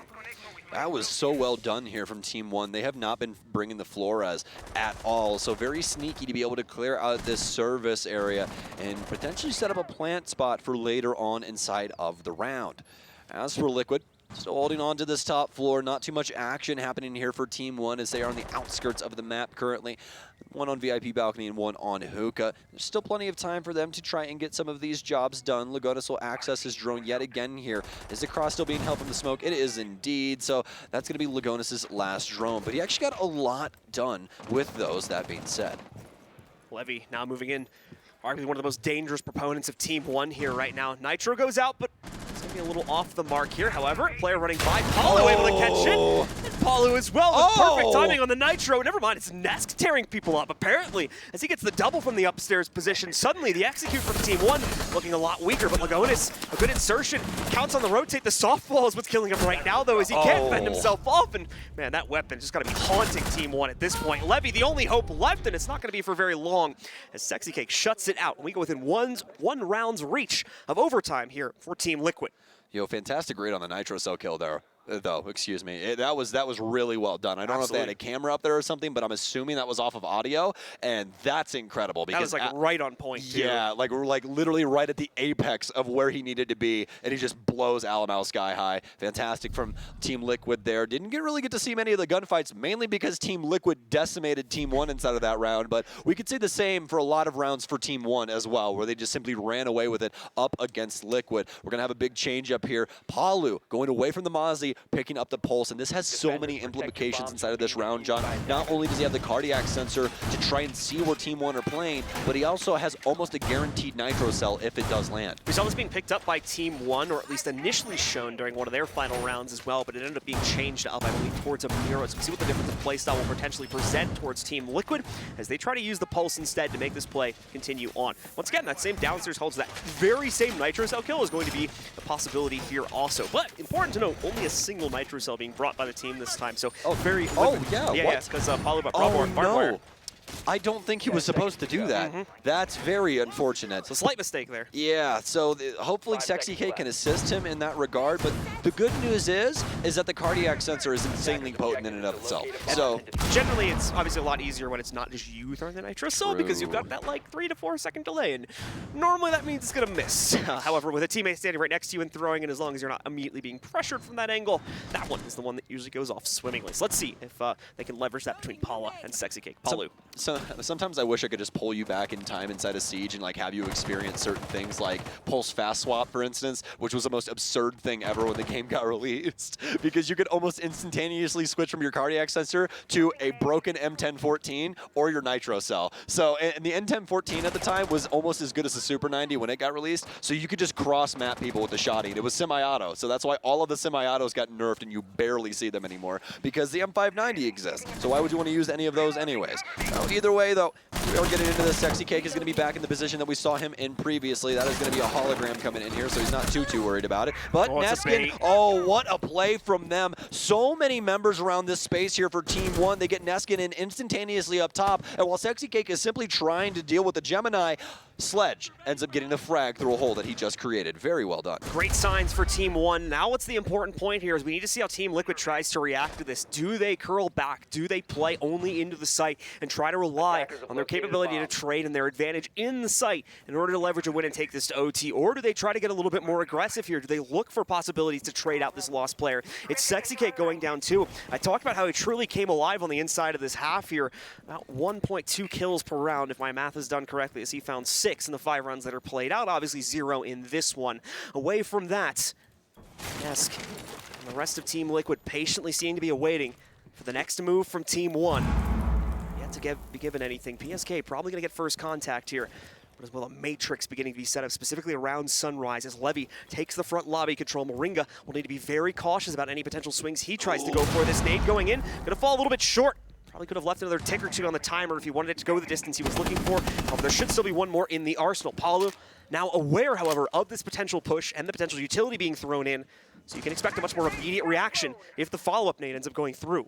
Well, we know how harsh Team 1's executes are, so any moment in time, Liquid could have a lot of trouble on their hands. Moringa, the forward man here for Towels, Smoke's going out. Plenty of stuns now starting to pour in as Nesk will more than likely step up to assist. Another frag grenade pours in from Nesk that'll be able to take out the smoke with 2 smokes inside of his pocket as well. No refrags here, but Liquid with a chance. They'll have to get something done, but Alamau knows the position of Nesk. They're more than likely going for the plant now, and indeed, Lagonis will start locking things up. PSK, though, has to try and get something done on his end, but it's Neskin for a triple. Palu not able to get all of the frags necessary in this situation. He's the only one that's been able to kill anyone as Team 1 will take Coastline. We will be forced to our last map in order to figure this one out. So a third map we go, ladies and gentlemen, to find ourselves our first finalist, Team 1 Rebound, after seemingly holding control over Oregon coming off the first half as well. The same thing is shown here on Coastline, except this time with the 4-2 advantage. The follow-through is good in the second half, and they're able to close things out 7-5 as we move into the final round of the match there. Once again, very similar to how Team Liquid also won that, but they were able to come back, leverage things into their favor, and ultimately take it for themselves in a different fashion. So the Rebound now leading us into a 1-1 scoreline, and the real question is, what is map 3 going to look like here now? An open and about map going the way of Team 1, a much more traditional map going the way of Team Liquid. How will things face off on the third map? It's hard to say, especially with Alamau and Levy playing so unbelievably well inside of that map, both having 14 kills. So pretty impressive stuff at the end of the day, especially up against Team Liquid. But honestly, I personally favored Team 1 on this map. I thought we were going to 3 maps. You, not so much. You thought it was going to get closed out in 2. Unfortunately, it was close. It was very, very close. Really fell off on their attack, in my opinion. It was a big thing, did. especially for Sexy Cake. Like I said, only 1 kill inside of that first half there. He's been a big proponent of what's been allowing the team to move through, so hopefully that is not going to be an issue on the third map. We'll be getting to that in a little bit. For the time being, we're going to go back over to Monty with the rest of the desk to discuss that second map. Well, gentlemen, we are getting our first third map of the playoffs. Took us a long time to get here. Shocking, right? Yeah. Which matchup? Probably Empire Space Station you thought would be That the one most deserved likely to go to a third map in the quarterfinal. Yeah, I definitely think that one could have gone. I also think Dark Zero Team 1, under other circumstances, definitely could have got there. But I'm glad this one at least got here. None of the ones from yesterday went to a map 3. I was totally expecting at least one of them to. But yeah, no, we're finally here. And now we can talk about a decider map that doesn't swing in either team's favor, I don't really think. Yeah. So that'll be cool. Okay, talk about it. Go. So it's Consulate. You set yourself up. Why didn't you need to continue? It's true, it's true. No, so Consulate's going to be interesting because both teams are 1-1 on it over the span of the past 6 months. There isn't a firm advantage, I think, really to either team in that aspect. The only thing you can really look at from a map point of view at this point is really just the fact that Liquid have more wins over Team 1 over that exact same 6-month stretch from a map point of view. So that's like the only legitimate stat that you can look at. And sometimes Consulate, what would you say, Jesse, these days a little 50-50 in terms of its attack or defender biased, or? I believe so. Consulate does lean a little more towards the attack than most, but it is still slightly above 50-50 for defenders. For Liquid, I think the important thing is they did play a ton of group games on Consulate. I believe half of their group stage games were played on Consulate. Beat Empire twice on Consulate. Exactly. Yes. Yeah. And then, yeah. So they played a lot of games there for Team 1. You know, they struggled a bit throughout Stage 2. They played it 3 times in the groups as well. So a lot of play from both these teams. VODs will be readily available. I think it is hard to get a read on some of the group stage games from Team 1 because their first round robin was so poor that I don't think it's really reflective of their play right now. Yeah, absolutely. And so you've got to really focus in on these most recent ones for Team 1. I'm looking at when these Consulate games actually were. I believe both of the first 2 were. Yeah, so the first 2 games they played were on Consulate. And then do you really care about those odds anymore? No. Maybe not. Yeah. I certainly don't. But I cared about this last VOD on Coastline. We got another 7-5 score, this time in favor of Team 1's. These 2 squads have been just incredibly tight in terms of their play. Back and forth, we've seen a lot on both of these maps. Did you see any kind of improvement from Team 1 based off of their intel, their poor intel in the last game? Or was it just the map and their comfort that was allowing them to be more successful? Definitely thought it was a comfort pick overall for Team 1. On Coastline, you theoretically can get away with a little bit less droning and a little bit more face checking just because of the way that it plays. I do think they played into this map really well, and it also came down to Liquid being rather lackluster on Coastline so far this entire tournament. They had 1 win on it in the group stage, and then very nearly lost in overtime to Dom1 Gia yesterday, and then this just kind of compounds on top of that. I think it's so much easier to roam clear on Coastline than Oregon, because Oregon, they're all in the basement anyways, whereas on this map, you can really isolate those roamers and push them as a team and get that advantage state when you go for those gunfights. So I really did think they did better job on their attacks, but their defenses looked better as well. They were really having a good time running all around the map. Levy and Alamau particularly, the stars of this team, really got the shine here. Yeah, and when we were coming into this event, a lot of the narrative that was pushed to me, including by you guys, Yeah. you too, Yeah. was that Liquid has this devastating 1-2 punch of Palu and Nesk. Uh-huh. I haven't heard much about Nesk.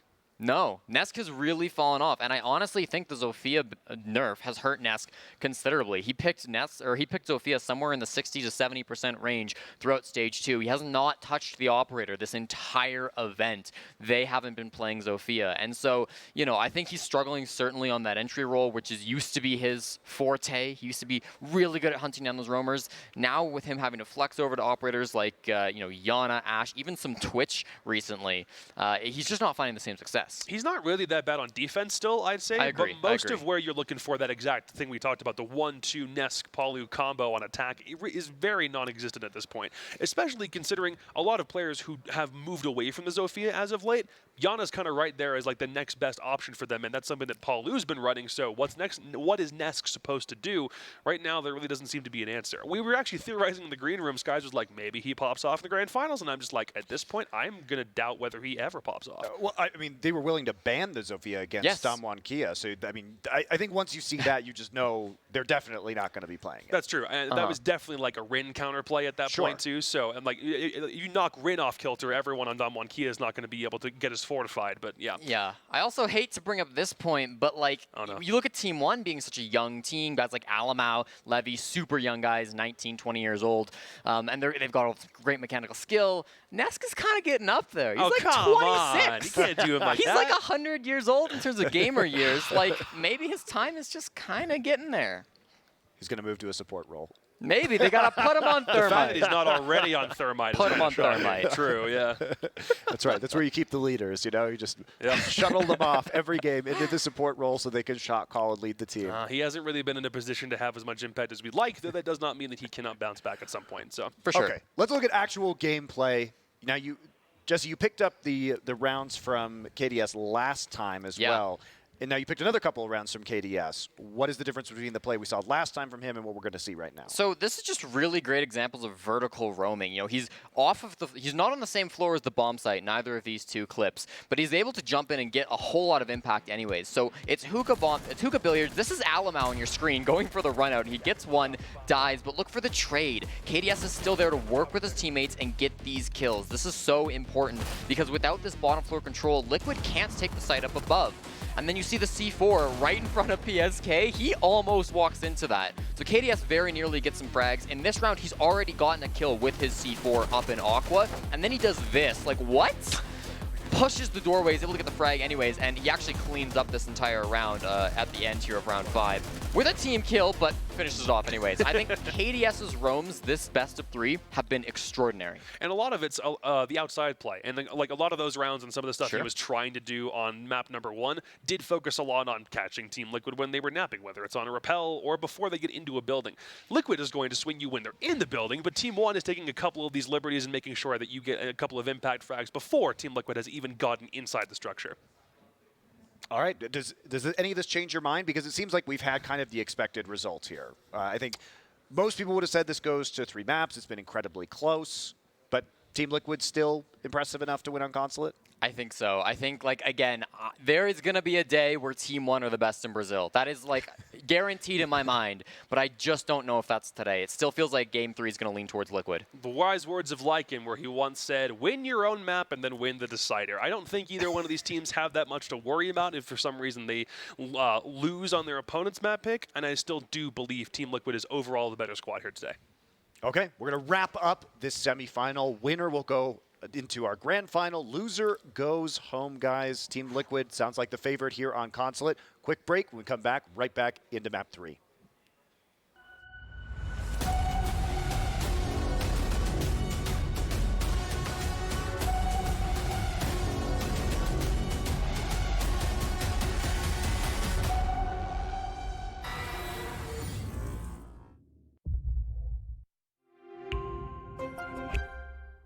What does it take to create a vibrant, thriving community? Join us on this third episode of I Call Next as we discover how to create inspiring content and hype up an entire gaming scene. Hey pal, press play.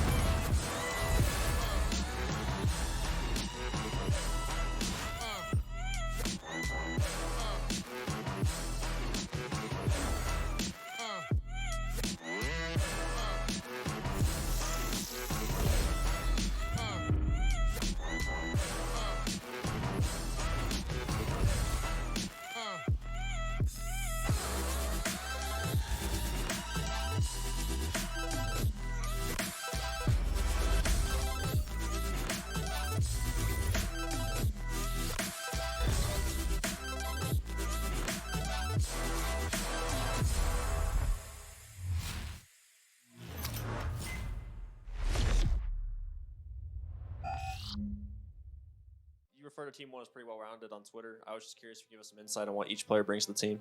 I think everyone here contributes a lot to the team.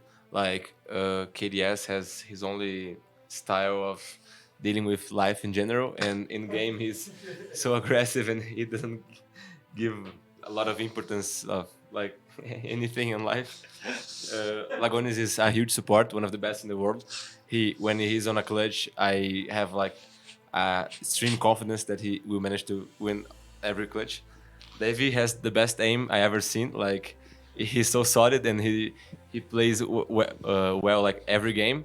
And Naskin he can do a lot of things in roles specifically. He can play on a strong position. He can roam. He can play on site, and he's very flexible. So my team is very, very ready. Since SI, on SI I create a lot of confidence on myself with all the media that I receive. So now I'm more confident. So when I think on some adaptation on the match, I have streaming confidence that it will make it. It will make it right.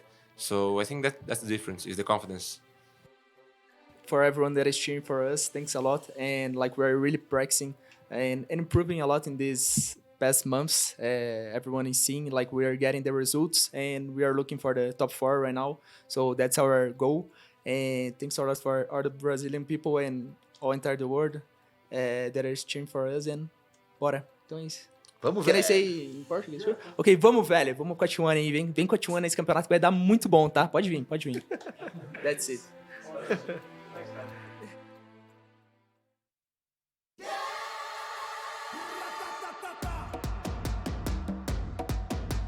We need to do some counter strats, of course, to play against some specific teams. But I think for this major, the team that adapts most, it's probably the winner. I think the most important thing is like to keep changing your playstyle. If you don't, you kind of get predictable.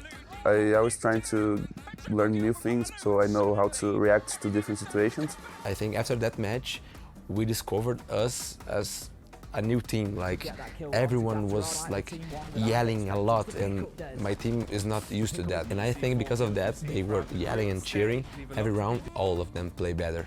Is about facilitating players like Alamo, who we've all seen, if given the opportunity, will absolutely rip teams to pieces. Thinking they just got it down in time, Alamo and Neskin go But it's about creating that nice deep field of players and talent as well. KDS, a big entry, finds himself too. Lagonis a third. There are really difficult teams on the tournament, but we are facing like each one at that time.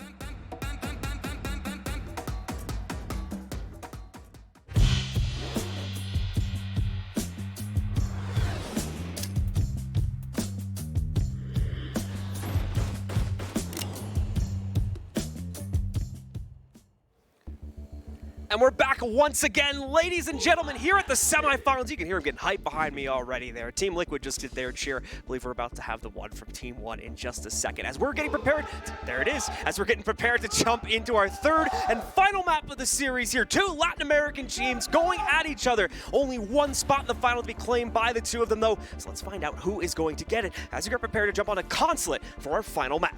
Should be a lot of fun here, folks. This series so far has been a heck of a ride, especially when we got to Coastline. Team One putting a hell of a dominating defensive half, together that really threw Liquid for a loop. They were not able to battle back and ended up losing inside of regulation. Here on Consulate, a little bit of a different story from the two previous maps that we had. We had Coastline, then previously before that we had Oregon. So this one's going to be somewhere in the middle. We'll have to see what these teams have to offer. Some great play potential coming out for both teams. So you may have heard it on the inside of that video we were just watching before it came to us, is going to be the fact that these teams need to adjust, and the teams, in Team Liquid's opinion anyway, that adjust the most may end up winning this tournament. I'd say that's been true so far, as it's been a lot of stories very similar to that throughout the group stage and even coming into this matchup now. Both teams trying to play around each other, trying to figure out ways to counter out, mainly again, some of the aggression we're seeing inside of the early round here, which is dictating a lot of how these rounds are being played out. Teams should be ready though in just a minute to start this map, and I'm very excited to see who ends up coming out on top of this one. Team One came in with a booming second map for themselves and are looking a lot more confident now to try and take Consulate. Like you said, it's a mix between the two maps in terms of styles that we got there. So really, either team can end up winning this one, as both maps were so close, coming down to really one round every single time. It's going to be all about the audibles in between these two, and obviously the ban phase is going to be playing a big part as to what tools both of these teams are going to have some effectiveness inside of these rounds. We'll be seeing the very aggressive LATAM Consulate. Is there going to be a lot of spawn peaks? Are they going to be playing to the outside of the building? Is it going to be more turtle? There's so many different options that they can possibly have here for both of these squads. And as I say that, folks, we get into it now. It's Team Liquid, the #1 front runner here at the Mexico Major, up against the LATAM powerhouse and the young gunners of Team One. It's Consulate, and it starts now. Let's get into it, folks. The band's going to get started in just a second here, and we will see who's going to get knocked out. We've had, obviously, fairly straightforward bands so far, with a couple more creative picks to counter out the other team specifically, such as on Coastline, they have a Lion ban. But we'll see. Probably going to end up more generally banning things out in the meta trends for this one would be my guess, and okay, I'm kind of right. As we're going to end up with a Nomad ban there. No, you're so right. That's such a meta pick for Consulate. It really is. I mean, we've even seen some pretty interesting things on countering out Nomad here, like throwing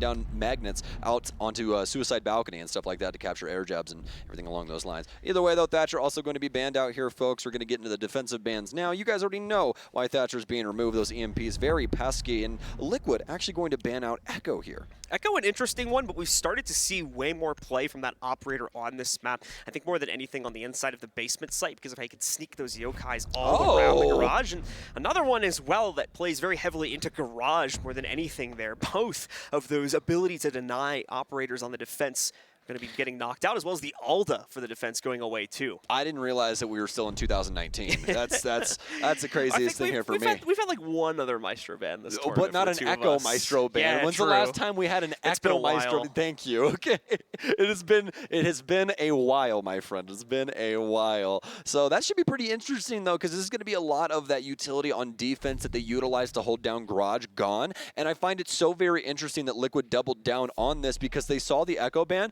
They banned away Maestro, and they're like, okay, now you have neither option. So what are you going to do to try and stop us from planting?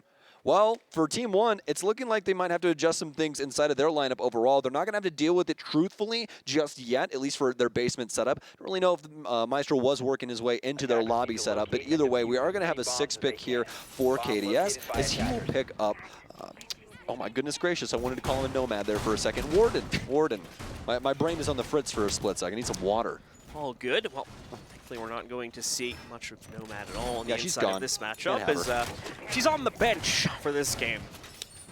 Six decided not to let her out to play, so it's gonna Yeah, be imagine like with like the actual lore of the game, right? Because this is all Yeah, a yeah. training simulation. That everyone shows up to play and they're like, "Oh man, we're so excited to be here." And they're like, "Yeah, but you guys can't be here, so you guys have your sabbatical today. Go get out. go to the restaurant. You're not allowed to be here. Can't sit with the cool kids." They still get their Consoles. stipend though, I think, so that's the good news. Yeah, you know, honestly, it's probably more fun to get banned out because you just get to watch everybody else have like a terrible time if one team's getting slammed. They're just happy to be here. Exactly. But into round one now, folks. It's going to be a lobby defense like we were talking about before for Team 1. Another thing to point out on this map because of the defensive bans is that Valkyrie is out to play, and this is arguably Valkyrie's best map in the entirety of the game. She honestly has a strong map no matter what, simply because of how black eye cams work, but Consulate has so many trees and all of these other things you can stick these cameras on outside, and you can get so much information off of these. Alamo, of course, with plenty of peak opportunities from these front suicide windows here, as well as the other ones over towards Connector. For Team Liquid, though, it's going to be a slow roll here, and you'll note there's going to be an IQ, so Paulo shouldn't have much of an issue figuring out where this camera's positioned at. But he's worried about other things right now, a little bit closer to the inside of the building, trying to figure out what that setup looks like over there towards logistics. Or, excuse me, admin, as we're going to see the members of Liquid start to try and put some drone presence toward it, specifically Moringa more than anyone, but they do need to open up those panels before they can move their way in.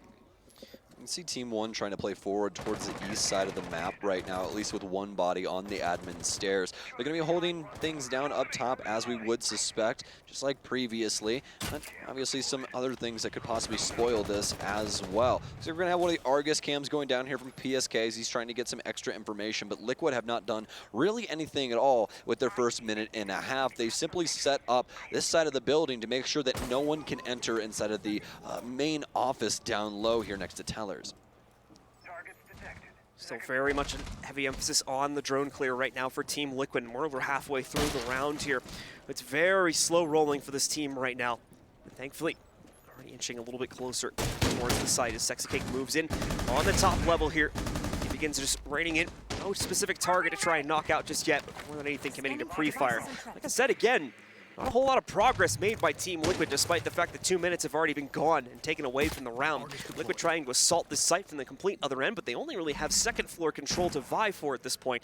PSK is going to get some good intel onto a lurking player on the other side of Spiral, mainly Levy right here. Not actionable just as of yet. The team is not ready to execute. They're still spending all this time to figure out exactly what the Team 1 roster has deployed up on the second floors. That still needs to be dealt with as well. KDS on the inside of the connector, as well as one additional one on the inside of the upstairs bathroom is going to try to delay and shut down this attack before it can even begin. The patience here from Team 1 is just unbelievable. Not overextending themselves, no real swings coming in. Liquid, they're going to play this down to 15 seconds. Really haven't cleared out too much utility up top. Let's see how forceful they can get. Levy will get the first kill here, but this is not looking good in the slightest. KDS tries to make an adjustment, but now Liquid, they're going to make me eat my words. They'll take down a couple of here. Levy actually making it work when it comes to Spiral, and that's case down, and that's going to be the round. Liquid not doing a damn thing with any map control at all. That was just a bad round, man. That's the problem, man, with these all-in executes we keep seeing from Team Liquid. That's not the first time they've been forced into that type of a situation either. Some of these players on Team 1 are going absolutely insane right now, such as Levy, as well as obviously Alamau, who we've talked to death about over the course of this tournament here. So considering that, Liquid trying to send everything in a final 15-second charade, if one player on Team 1 is able to put a stop to one of their major pushes, then that's the end of it. There's really no making up for it. That player could just hide in a corner, and usually they're going to waste enough time before the case can even be retrieved. I'm so happy you said that too, because that leads right into my point. And the fact of when you do these very low time executes without really, going for pick or anything early on and stuff like that, it takes one person being in a place that you miscalculated and the round is over. Yep. That person was Levy, and he was in a spot that no one checked, which was Spiral, and he was able to get so many kills because of that situation and thwarted Liquid's plans. I mean, this is scary to me, this map for Liquid, because I believe that Team 1 can indeed take this away from them, especially if they start to run things up here on the defensive side. Lobby's going to go the way of them after Liquid just have a very slow burn of an offense that they're only able to really translate into 2 kills. The case goes down inside of the Teller's hallway, and that's all she wrote for that one. Team 1, though, are going to continue to obviously push on from that side after they won it, and they're going to head to Split. Not to Garage, not to CEO. They're going to Split for their second site. Certainly not the greatest foot being put forward here by Liquid on the first round, but it is indeed only that first round. So we're going to see how exactly Team One will continue to try and leverage control over the Team Liquid roster. There is a drone set up against Alamau's position right now, but I don't think he's stepped far enough forward to be spotted by it here. He's going to go for the timing pre-fire, but as you guys can see at home, no silhouettes from Team Liquid anywhere close to that. There was a player that spawned here. Thankfully, that player decided to wait things out, and I think was the one with the drone set outside the window to watch for that anyway. So no dice for Alamau inside of the opening 20 seconds or so here as he tries to go for that spawn peek. Fortunate for him, but Liquid going to be setting up on the same side of the map here, and oh well. The best maps for this character here as well. Pulse will come back into the fold, this time not for Liquid, but for Team One. It'll be played by Lagonis, and you can get so much info as to what side Liquid's clearing here. This, again, one of Pulse's best maps because of the amount of flooring that you can actually look through. He can actually see where Moringa is, and Moringa is actually standing on the floor. It goes that far. So he'll be able to tell every bit of Liquid's movement as long as they're within the radius of him being seen on that top floor. This will be very, very helpful to Alamau as well. He'll be holding things down currently in Projector, but he's got a couple of different routes that he could possibly abuse to throw some wrenches in the plan of Liquid. Liquid did just catch that there's a cap can in play as well, so they are going to be a little bit more cognizant of the doorways before they end up rushing right through them here. A little bit more careful, and that's exactly what they don't want at this point in time here. That was their problem in the last round. They took things too slowly, too carefully, and ultimately did not have enough time to even assault the site. So as a result of that, I hope we would see things being sped up. But once again, Liquid approaching already the halfway point in the round, only with their initial admin, only with their initial admin control to work off of here. They try to push their way forward and start opening up the top-down angles to at least get some vision on the tellers here. Oh no, but the shots are now coming through for Lagonis. He'll be able to find Sledge's angle here, or at least Moringa's, excuse me. He'll take him down. Neska's been down as well. That's the other soft breach that they were trying to use to abuse that top floor. And it's all just going so very wrong for Liquid right now. They have not had a solid start to either one of these rounds. That first one just being a slow burn, and this one practically being a false start in a certain sense. They'll be able to at least get Nesk back up, so we'll go to break up some more of this flooring, but this is just getting so very risky for them. Look at the amount of nitro cells still on the defense as well, and with only 45 seconds remaining, Liquid have to try and find an answer to this. First plant attempt should be coming up from Sexy Kick at any moment. Lagonis already looking for a spot onto that. Neskin as well, moving out here. The Nitro Cell tossed actually up to the second floor, and Nesk will be able to get an opening kill. Levy working his way in, takes control, quickly loses it though as PSK trades it out, but less than 30 seconds left here. Team One are keeping the pressure on, so Liquid won't have their opportunity to put that case down on the ground. Case is going to go into an awkward position, should still be retrievable, however, by Team Liquid. And a mess up from Alamau as he finally swings out from his position on the inside of Projector, goes down to Palu. Liquid are looking all right to get this done. There's the double Nitro Cell kill, though, from Lagonis. A triple on the round. Nesk is all that's left. Yes, he has the case, but he has no time to plant this, and absolutely no safe harbor. Neskin is right around the corner. He's going to run right in here, and Lagonis is going to finish off Nesk through the floor before his teammate even gets a chance. A solid stance being put up by Team One yet again, as they prevent Liquid from taking any control by Tellers and pick up a second round. All right, so the split attack not working out. Silence not going to be calling a tactical timeout just yet.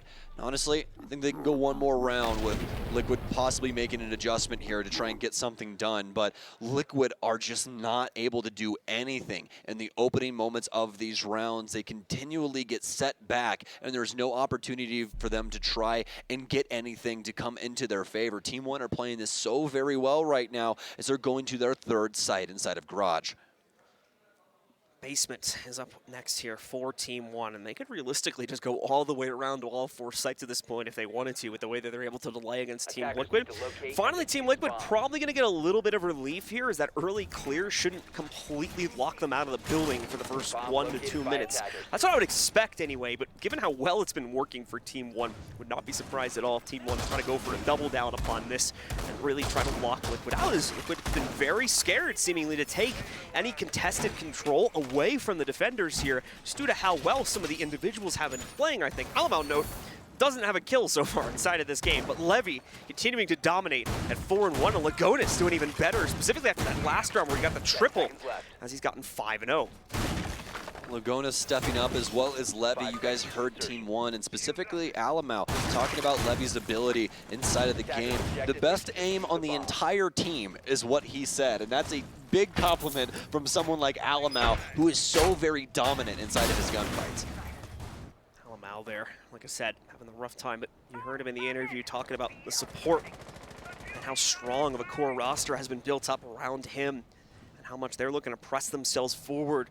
Liquid as well, though, prior to today, looking so strong, even despite the odd first map versus Damwon Gaming Kia yesterday morning. Liquid absolutely dominating on the second map of Coastline, but seemingly not the case here today as they struggle immensely with their attacking rounds due to the aggression we're getting out of Team One with their own setups. We're going to start to see that come into shape here now inside of the third round as KDS begins to set up. Definitely nowhere near this push that's being thrown over into console there, as we can see the rappel angles being placed here, but KDS seems to think they're already in, so he goes for a little bit of a pre-fire spam. Not going to connect onto much, though, and Liquid do realize that this is pretty much open for the taking, so they'll move in fairly quickly through yellow, and Team One will only have the control on the other side, closer to admin. Liquid going to continue to work the drone game here, trying to get some information on not only this top floor to a certain point, but also trying to see what's going on in antechamber as well as the bathroom on that level. They want to make sure that Team One cannot try and deal with them, trying to take control of Piano. But that's what Moringa's for here. This is a very unique thing to Buck here. Instead of the sledge with the skeleton key, he can actually hit these things from range. So on a map like Consulate, if you get top floor control inside of console, you can actually pop Piano from above, and you don't even have to take control of Piano at all. It's no risk to you, except for possibly nitro cells coming in your way. We see this happen often on Villa as well, or Cafe actually, excuse me, where they take train as well as mining control to try and deal with bunker angles. You can't do that with sledge. You have to use something at range, and that's what Buck, excuse me, is best at. We're going in the last minute now, though, is really besides the map control that Liquid's been able to muster, not too much else going on. KDS pushes forward into connector up here, just simply waiting for the angle on front desk. He's actually going to get droned out. I don't know if he exactly knows that, but oh no, BSK goes down. KDS starting to surge forward as well. He'll be able to get one of the Argus cams, but again, Liquid running into so many problems. It's a pinch here, and oh no, Sexy Cake, he gets taken out. Levy gets another one, and Liquid simply cannot do anything at all. Palu's going to die. What? Levy with a triple here. John, I don't know what to say. Dude, Liquid are just getting absolutely decimated every single time. Levy's in the Matrix right now, man. He's feeling it. You could see how not he's only just how proficiently he's locking in on where these players are coming from, but the smoothness with which he's going between kill to kill to kill. Perfect headshot pre-fire angle every single time. We're going to see it again, more likely on the replays in a second. And it starts with that great nitro read as well. Knows they were trying to pressure up yellow, and look at Levy, man, just masterfully handling the situation. Here's the footsteps behind him. Might have been a call out, but I'm just going to say it was the footstep intel there. Quickly swings it around, knows exactly where that player is, and shuts it down. Liquid, man, they are in a tough spot right now. Not surprised we're going to see a pause called, even away from the strategy of things. They just need to take a moment to breathe here. Yeah, absolutely. You can see some of the frustration on the faces of these players as they're trying to get this figured out. Silence in the back, obviously, trying to assist in that matter. And so far, this Consulate has been so unbelievably one-sided. I haven't gotten to see the scoreboard yet, but I think only like 2 members of Liquid actually have a kill. And thank you, Mr. Observer. So we have 2 kills for Palu, 3 kills for Nesk, 1 for PSK, none for Sexy Cake, and 1 for Moringa as well. I hate when this happens, man. Liquid's combined kill count is equal to Levy's right now. It's just, that's a feels bad, man. It's rough, to say the least. Levy's tearing through the members of Team Liquid. We're already through the pause as well, and we're heading back into the game to see what Liquid is going to try and do after their pause to make up the difference here. We're rerunning the same sites once again as well. Team One has controlled everything, and we have seen Liquid bounce back in the past from these situations, but this is certainly looking dire.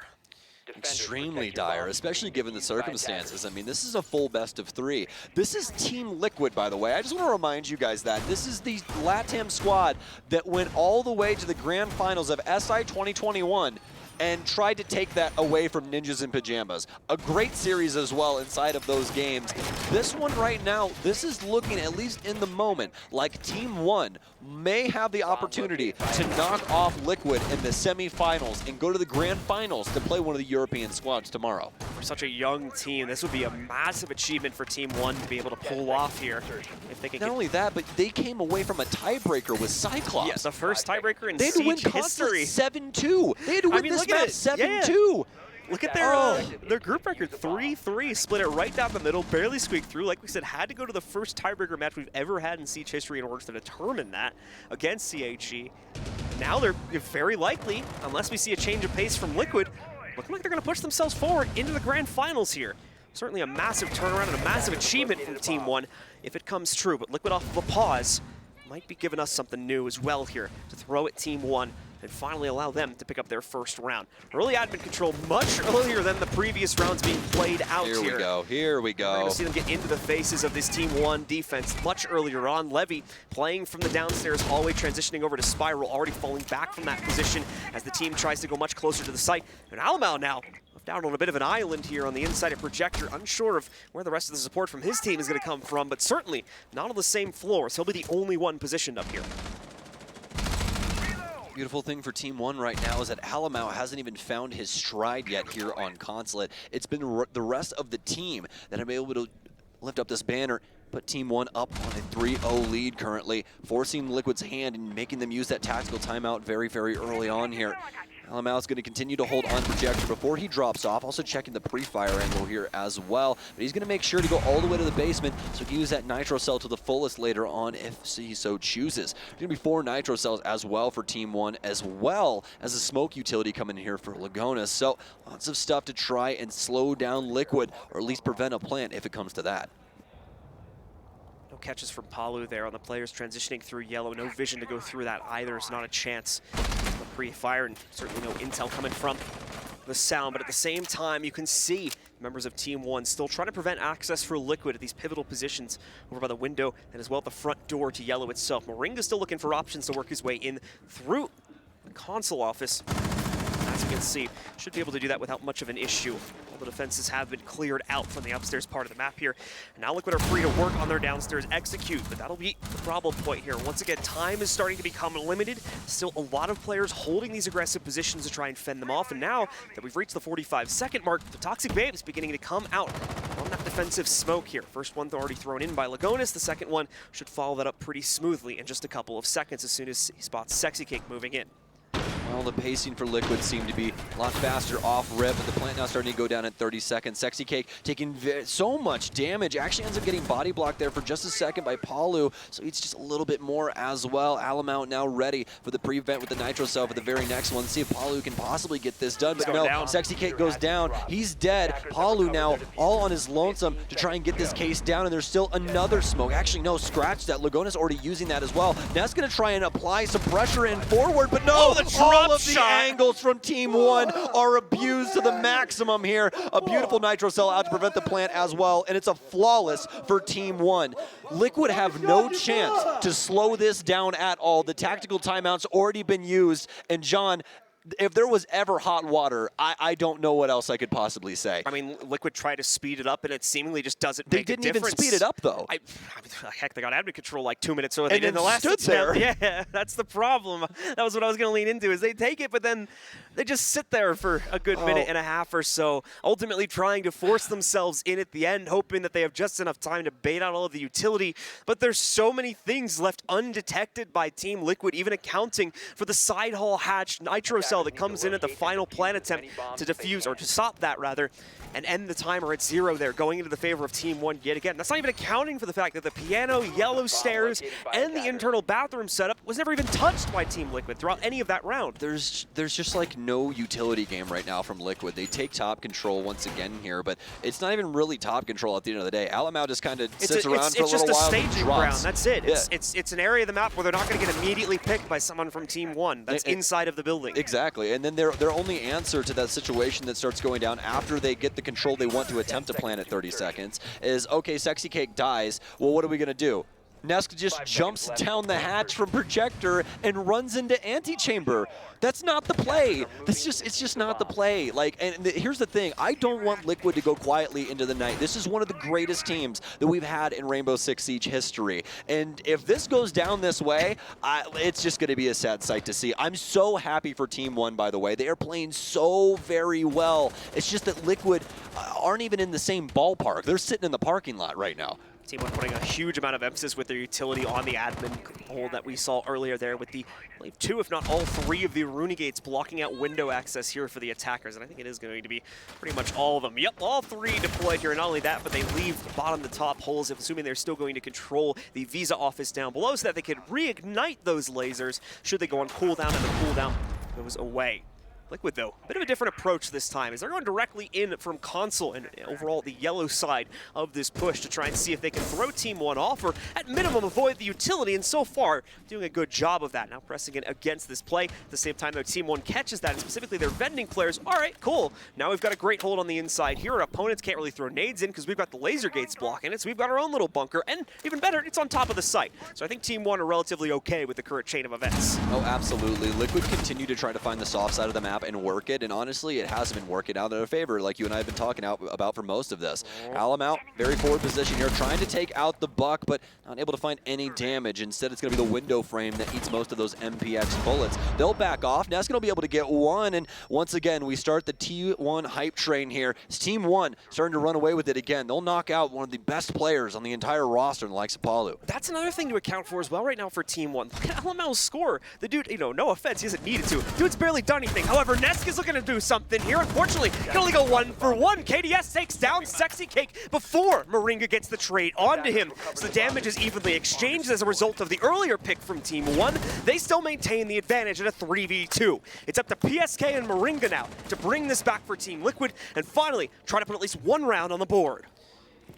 Unluckily enough for Liquid, the remaining members is in deep holes, so this situation, although difficult inside of a 2v3, is even more difficult now since you're going to have a constant cardiac sensor on your location, trying to read to the rest of the team of Team 1 as to what is going on. Moringa trying to find some area and some space to work with. Lots of vertical angles to worry about here. He's going to start to create some of his own as well. The cardiac sensor already reading out the single locations here. Plan attempt now starting to go down here from Moringa. I'm going to have oversight here from PSK. Somebody has got to stop this, but it actually ends up going down. Not a single member of Team 1 moving in the slightest. Levy feels like he possibly has an opportunity here to get a kill. Neskin working his way up. He'll take down Moringa. PSK with one, but he knows where Neskin is as well. So he's going to flick right behind him as well. Lugonis, though, where's he at? Here he is. He's able to get the frag, and that's going to be it. Liquid not looking into any of the rotations that could possibly come from the basement. So unbelievably tunnel visioned. And John, I think the pressure's got to him. It's looking like it, man. I mean, you want to struggle for good things to say about Liquid. It's hard, man. At least they get onto the plant. They're at least able to clear out the admin setup, but it's at such a heavy cost that it sets up the eventual comeback there from Team 1 and explains as well why Team 1 did not try to stop that plant. They knew they had positioning to immediately move back in and start retaking. Before, I thought we would at least see some attempt to get aggressive against the plant, since there was only really going to be one player in fighting shape at that point. But still, they get it done without too much of an issue. Pick up a 5th round, continuing to dominate on the inside of Consulate here. And Liquid still without a single round on the board. We go into the final defensive one from Team 1 as we'll head back down towards the basement. Once again, just remind you that you of those that have just joined us, 5-0 lead right now for Team 1, but also inside of that, once we hit round 3 for Team 1, Liquid already using their tactical timeout as well. They cannot reassess this with silence. He's simply going to have to stand behind them and watch as this more than likely ends. Team 1 going down to the garage now for this round. Seen a lot of successful defenses here from Team 1, and it's such strong control from them, while Liquid just simply can't bide for any of it. Look, I don't even think Lugonis has died yet. I'm pretty sure that he hasn't. I don't think that he has 8-0-1.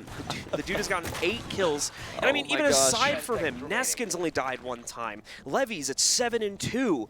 There's just so much individual prowess coming out, specifically from Lugonis, but across this roster between Levy and KDS as well. But Liquid, unfortunately, are not able to contend with it in any way, shape, or form. And that's on top of all the issues they're having with their very slow pacing that's leading to a very lackluster amount of control. Lugonis going to try to reinforce all the garage panels, even there was a sneaky one there in the corner. More than likely will get noticed pretty quickly by Liquid once they get drone presence in here, but still, another obstacle they'll have to work their way past, as once again, it's looking like they're going to start things from admin as they've done so many rounds in the past. As is tradition for Consulate, my friend. Usually it's the east to west clear here, but they're going to have to deal with Levy up top, who's been hitting quite a few shots. In fact, he outclasses 4 of the other opponents combined right now in the frag department, currently 7-2-1. You could say the same about Lugonis, like we were talking about earlier with his 8-0-1.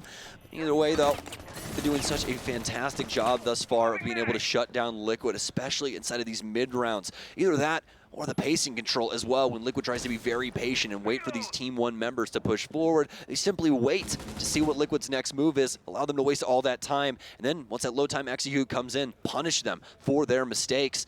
Once again, this is looking like one of those rounds. KDS playing patiently on yellow. A couple of people in so here with him on this mid floor as he'll start to assist his bathroom player here for just a split second, but instead he's just rotating back downstairs, and there's already been plenty of time here that has been sucked up from the defense as Liquid reaches the halfway mark here in round 6. Yeah, fairly straightforward clear from Liquid, but that's mainly because Team 1 has not been too keen on taking any fights on the inside of here. Neskin might be the first point of contact as he's locked himself into this bathroom.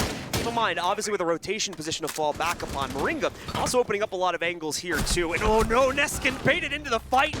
As a result of that drone going into the corner, Palu finally going to be able to get a first kill on the board here for Liquid. I think that's the first time Liquid have ever gone ahead with the first kill so far in this match, but at the very minimum, a very long time since we have seen that. Dealing with the Electric Claw, though, both of them from the fact it looks like we're going to be able to open up the central panel inside of the garage here. Things are looking a little better for Liquid on the inside of this round, but a lot more work to be done. And again, we're approaching a dangerous time point at less than 50 seconds left. Yes, indeed. Levy going to end up losing his Nitro cell. PSK also getting another frag here, so finally Liquid's play starting to work out. Can they muster any more? Oh no, Lagonis and Levy starting to pop off. Alamau with a kill as well. And how does it go wrong when Liquid have so much control? They're simply trying to fight the site players, and they're losing time and time again. Moringa trying to make the play. He tries to approach white. He's taking so many shots. PSK will take down Alamau, but where's this white player? Oh no! Moringa gets caught off guard by Lagonis, and the shot's coming in for PSK. It's a beautiful triple from him, but Levy, very low HP. The case has to be adopted. Can he get his teammate up? No, he chooses to rush forward first. They have a camera that sees this. They have a camera. And oh no, the camera as well. They know. So little time. He knows where this plant's going down. PSK, Liquid, they're down 6-0. A perfect offensive half for Team 1. Lagonis the Eternal, it seems, as well. Never going down the entire half except for the very bitter end of it right there. It even takes another player with them at the end of the round. It's a flawless half for Team 1, and we're already on match point. If you guys could see the faces of the Liquid players right now, it's basically just shock. It is, everyone just kind of stone-faced, don't really know what else to do. That was more than likely Liquid's best attempt to get in an offensive round, and still, Team 1, inside of their team play and fighting ability, are able to win it out. That was an incredible round there from Team 1 to stunt Liquid's attempt to get a plant down there. Masterfully done, and honestly, they are deserving of what is going on right now. So, this is it, ladies and gentlemen. Team Liquid now need to run 6 consecutive rounds in order just to trigger overtime. If Team 1 wins any of these attacker-sided rounds, that's it. The series is over, and we have our first finalist declared. It'll be Team 1 moving on into the grand final to face off against the winner of BDS and Empire later on today. Yo, I gotta know the one person that did this for Pick'ems. I have to know. There's somebody out there that did this and was like, yeah, Team 1 are gonna take it 2-1. They're gonna knock out Liquid, they're gonna go to the grand finals. This is just so absurd. Incredible stuff here from Team 1 today, especially the run back from down a map. Oregon decently close, ends in regulation in favor of Liquid. We go to Coastline, where Team 1 are just so dominant on their defensive side. Team 1 really, or Liquid really can't get anything done on the offense, and they switch gears. Liquid start to run it back up, but Team 1 close it out too quick, and they cannot get it to overtime, and now Team 1 have simply got Liquid's number. They have no opportunity inside of these rounds except for the last one to try and get around on the board, and now we sit at 6-0 as Team 1 are one singular round away from a major grand final. It's a new half here, so a little bit of a mental reset for Liquid. They're hoping they can leverage this, but they need to bring just as impressive of a scoreline to the table as Team 1 did in the previous half. And to be fair to Team Liquid, all the maps we've played out so far have been defender-sided, but 6-0, that's a bit of a stretch. We'll see if they can bring it back once again, though, as now Team 1 begin to move in and take control away from Team Liquid, as they've gone for an interesting play here, an upstairs hold from them to try and leverage their first win in this half. Team 1 already taking admin control, and Alamau beginning to play around with the rappel in the yellow windows. I'll be really honest with you, John. This is absolutely terrifying for Liquid right now. And the reasoning why is because of the utility that Team One have brought. It's just so very solid for this site, especially with the Ace and Habana coming in here. They'll be able to abuse Projector pretty easily here. This is going to be difficult for them to try and play out this space. So we'll see what Team One want to try and break this up like. But you can see Liquid do not want to try and give Team One too much room to work with early on here. And that's probably the proper move to make. But although Team One able to win out so many of these engagements, so always a scary thing when it comes down to it. Looks like we're going to be starting off with the Golden 6 actually popping open the window. A frag grenade to pour in as well. It's going to deal some damage to Moringa as well as Nesk. Being held back slightly here, Team One starting to feel the pressure, but at the same time, all the utility they have working out seemingly for the time being. That M590, though, a dangerous weapon. Sexy going to be able to get, I believe, his first kill of the map, and that's indeed the case. Moringa still finding prowess, however, with his play on the inside with the M590. Oh! The swing after he throws the Selma down to open up the path forward. Levy also finding his second kill on the inside of the round. It's down to just Nesk now, and he trades for one, but that's it! A 7-0 victory for Team One in the third map, and they go to the grand finals of the 6th Major Mexico. You can feel the energy in the room right now, folks. Team One, congratulations. You have made it to the grand finals of the Mexico Major. And as for Liquid, as I turn around and look at this and try to assess it for you guys, it is head in hands here for Team Liquid. Very, very disappointed with this result, and honestly, you have to feel for them. I don't think anyone thought going into Consulate that that was going to be a quick 7-0 for Team One. Liquid, as we can see here, just absolutely stunned by that map. Not a single round being picked up by them, and realistically, only one close round the entire map, even coming close to finally putting Team Liquid onto the board there. A very unfortunate end of the run here for one of Latin America's brightest stars, but possibly a new one starting to shine here as Team One move forward into the grand finals. That's our first finalist position decided, and now we need to figure out the second one between our two European contenders in the other semifinal between BDS and Empire. What an incredible match, guys. But we got some people on the other end to break this down for you. So, Monty, how are you doing, my friend? I mean, I'm doing amazing. This Team One story is truly extraordinary as we move towards the finals here at the Mexico Major. I mean, can't make this up. You can't make this up. It was 3 straight losses, losing to every team in their group. Then they come back. Then they force the most unlikely overtime, statistical anomaly, win the rematch against Cyclops and the tiebreaker. Then they come in, just clean sweep Dark Zero. They go up against the tournament favorites in Team Liquid, and in the final map, they not only beat them, they deliver the first shutout of the entire major. There is a new era in Brazil. I mean, for the first time ever, we have a team that isn't Liquid or NIP or FaZe Clan at the top of Brazil. This is revolutionary, and these are some young players. This team was formed like 6 months ago, Jacob. This is unprecedented, and you've got to feel so happy for Team One. You do, but for Liquid, where did things go off the rails? What was the catalyst to say, now there's no way that we can make our way back into this? Consulate might have been one of the worst showcases of a team not understanding what to do, panicking and falling back on default strategies, and none of it was working. You could tell, yeah. Yeah. All right, I am going to say what Liquid told me coming into this event, which is that they said their style wasn't good for this meta, and they said that they felt they were too structured and too passive. So they were kind of down on themselves coming in.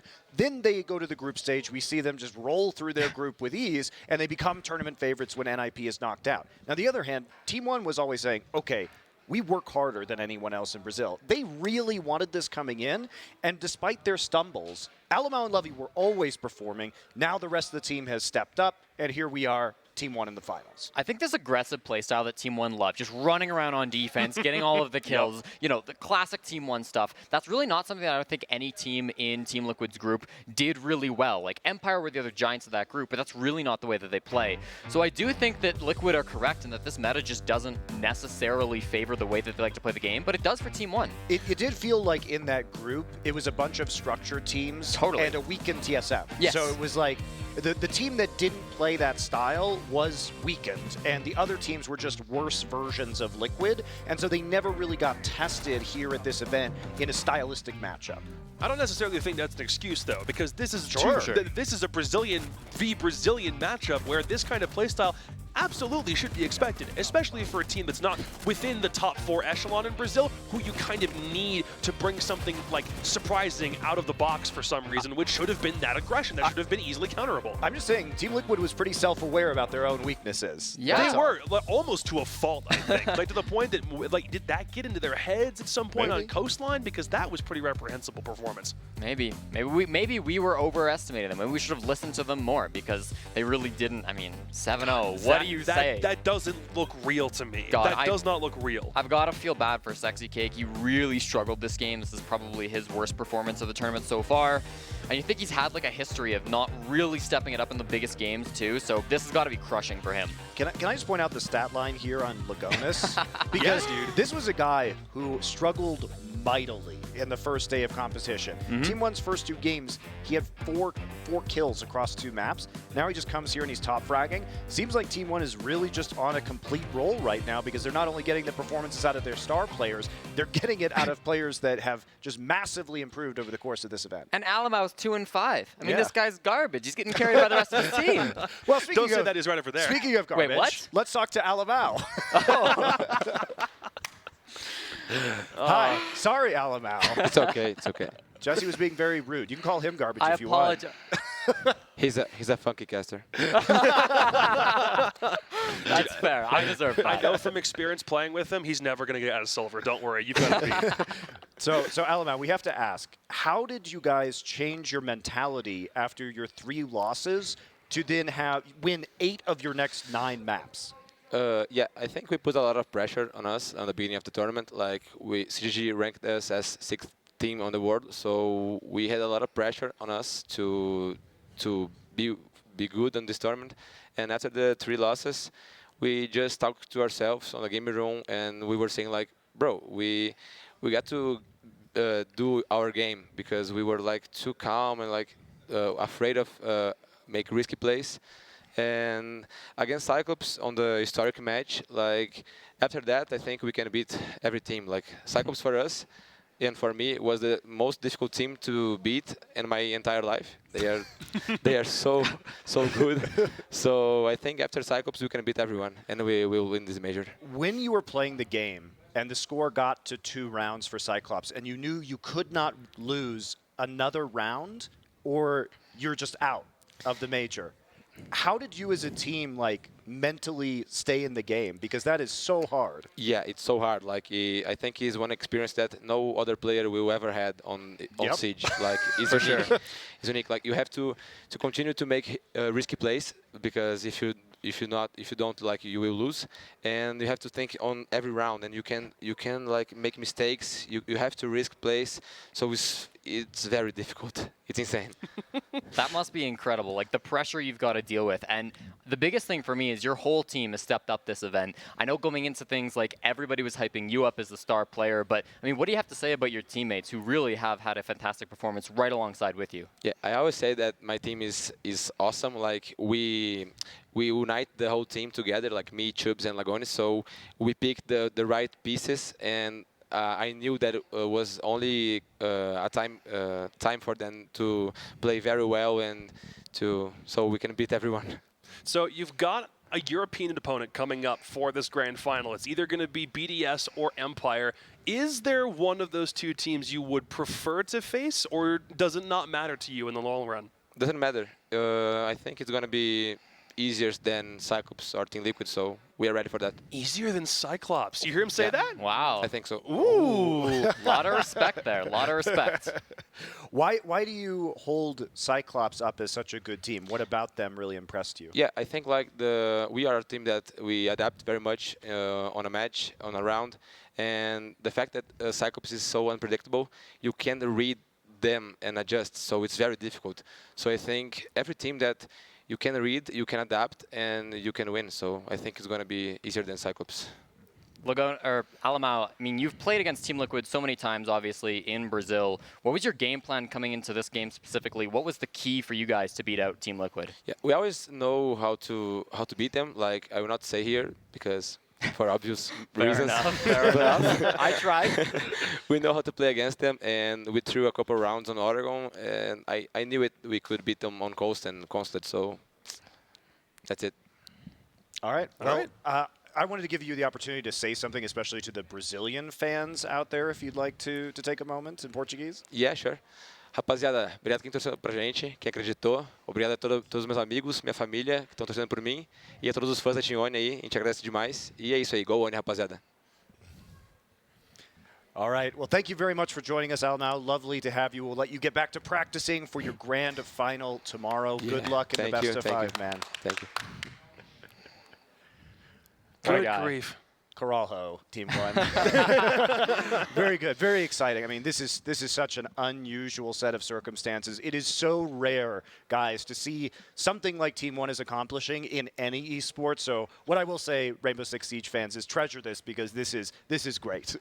We do love ourselves an underdog story, especially since Team One has been looking to field a really good roster for a long time, and it's a Cinderella story all the way from February when it was a ragtag group of Latin American players that didn't really have a home. Suddenly, they're 6 Mexico Major Grand Finalists. Who would have thought? Jacob, I don't know how we get to Grand Finals after seeing this run from being dead last in their groups and not pick this team. I got to be honest. I know there's some good squads in Europe. It's tough, but that's still going to depend upon who the European finalist is. For sure. In my mind. It is very, very tempting to just pick Team One, no bar, nothing to it, but still. I mean, what I love about this is that, Team One really was, if they didn't win this, they would have never gotten the opportunity to prove that they weren't the third best team in Brazil because they never got to face off against NIP, right? And then we have them coming in here and actually beating Team Liquid straight up and absolutely slapping them on the third map. So this is pretty conclusive evidence, at least at this point in time in international competition, about how good Team One can be. Imagine if they only beat Cyclops 7-3 and they never got to come here. It was literally one round away, and this would never have been a possibility. Crazy. We could have been looking at the actual grand final I thought was going to happen, like an SSG Liquid something, but nah, not at all. Okay, let's go to our MVP of the match. I think you guys know who it is. It's going to be KDS. Well deserved. I mean, KDS, particularly those first couple of maps, really did rock it on the roam game. He absolutely deserves this MVP just because of the impact and the way he's willing to play these aggressive positions. I'd say in a couple of these maps it took him a little bit to get going, especially on 1 and 2, where I think it took until like round 3 or 4 before there was really any impact or he had any kills. But the reason this is also significant is because he hasn't had a really good day up until this point. There were a lot of times where we were just initially coming into the tournament, he's our second entry player. Of course he's going to do well, and for groups he slacked very heavily, and that's where Levy actually picked up a whole bunch of that responsibility. But Levy's the one playing flank watch. KDS on second entry is still supposed to be doing this, even though he only has 2 opening kills so far. The impact that he had is still monumental to this team. Right. You look at this and say he's got a -1 KD, but so much of this was the way he was adapting to Team Liquid and how that enabled his team, right, Jesse? Yeah, absolutely. Like the positioning this guy has on his roams were actually insane, and the way he was able to work with his teammates, that round where it's a hookah defense and he and Alamau are playing down below inside a bar. I mean, just genius the way they're able to trade off of one another and play that aggressive position. So he absolutely deserves this. The stats, as I mentioned, stats mean nothing, so MVP's deserved. Your famous line, and the sad part about that is we didn't get the match where I get to say my famous line, so... Sorry, Jacob. I mean, unless you want to do like semifinal 2 predictions right now, then I can say it, but... Is it NA is good? Where is NA? Where? Exactly. Literally, where did NA go? Are you gonna cheer out BDS? Do you want to say it before you can get there? Yeah, can I have the camera come back to me real quick? I'm really hoping that one of these days, today and then tomorrow, the BDS takes it. There we go. Thank you. It took a while, but we got there. He set the line. I said the line, chat. What do you want from me? All right, guys. I have one last question because we're going to close out Team Liquid right now. They barely lose in the final map of the 6th Invitational. Now they're coming into the next international event, and they really, unfortunately, fell apart in this last game. Are they chokers? Is that what's going on? Is this the reputation that they're going to get? So I'll defend their 6 Invitational performance for the obvious factors, Paulu's father passing away, and the fact that they had to play a best-of-3 and a best-of-5 on the same day for Very the 6 difficult. Invitational. It's like 8 hours of gaming. Yeah, it's a lot, especially considering how many maps the Grand Final went to. So I do think there's kind of an exhaustion factor to take into account for their Invitational run. This is way different. This was less games to play overall, considerably less pressure. NIP is out of the picture. This absolutely was Team Liquid not showing up when it mattered. Yeah, and the 2 other times they've played this map against Team 1, they got 8 rounds once, and they got 6 rounds the next time. They It was come here already for- going to be close. They come for attempt 3 and they get 0 rounds. Yeah, they're chokers. Sorry. Today. Yes. Today. It's not a pattern yet, guys, but today that was an unfortunate circumstance. All right. We're going to take a look at our bracket now, as Team 1 is going to advance. You're forgetting something, by the way. Oh? What's that thing I It's see over there? Oh, right. Goodbye, Team Liquid. Thank you very much. Yes, we should give the old death whistle. You know, I hear it hasn't caused enough problems yet among the superstitious. Of course. Only Awesome. 2 more opportunities to use it. And it will be heard 2 more times. Exactly. Thank you for reminding me. Let's take a look at the bracket right now. Of course, Team Liquid will be the team eliminated 2-1 to Team 1, and that will put them right in the grand finals. Coming up next, Empire versus BDS. So before you guys go, and I'm joined by Justin Skies, BDS going to take this or Empire? As much as I hate agreeing with Jacob, I think I do lean just slightly towards BDS. It'll be in a super close match, but I think BDS are the favored team. Isn't agreeing with Jacob the thing to do to get a higher prediction percentage correct? I think that's true. I think I'm beating him at the moment, because I think we've only I haven't even seen what the percentage is for this major, so I honestly have no idea. I don't know what it is either. I'm just acting confident. No, We'll get that for tomorrow. Acting confident, but you're not actually confident. No, if I had to set the meme aside in my case, yeah, I do think this is BDS. If you look at Empire's performance from yesterday, might have convinced me, but BDS is still going to reign supreme, and France will be in the grand final next to Brazil. Well, it's been a surprising major here in Mexico City so far. We're going to take a break and get into semifinal number 2, the all-European affair between BDS and Empire.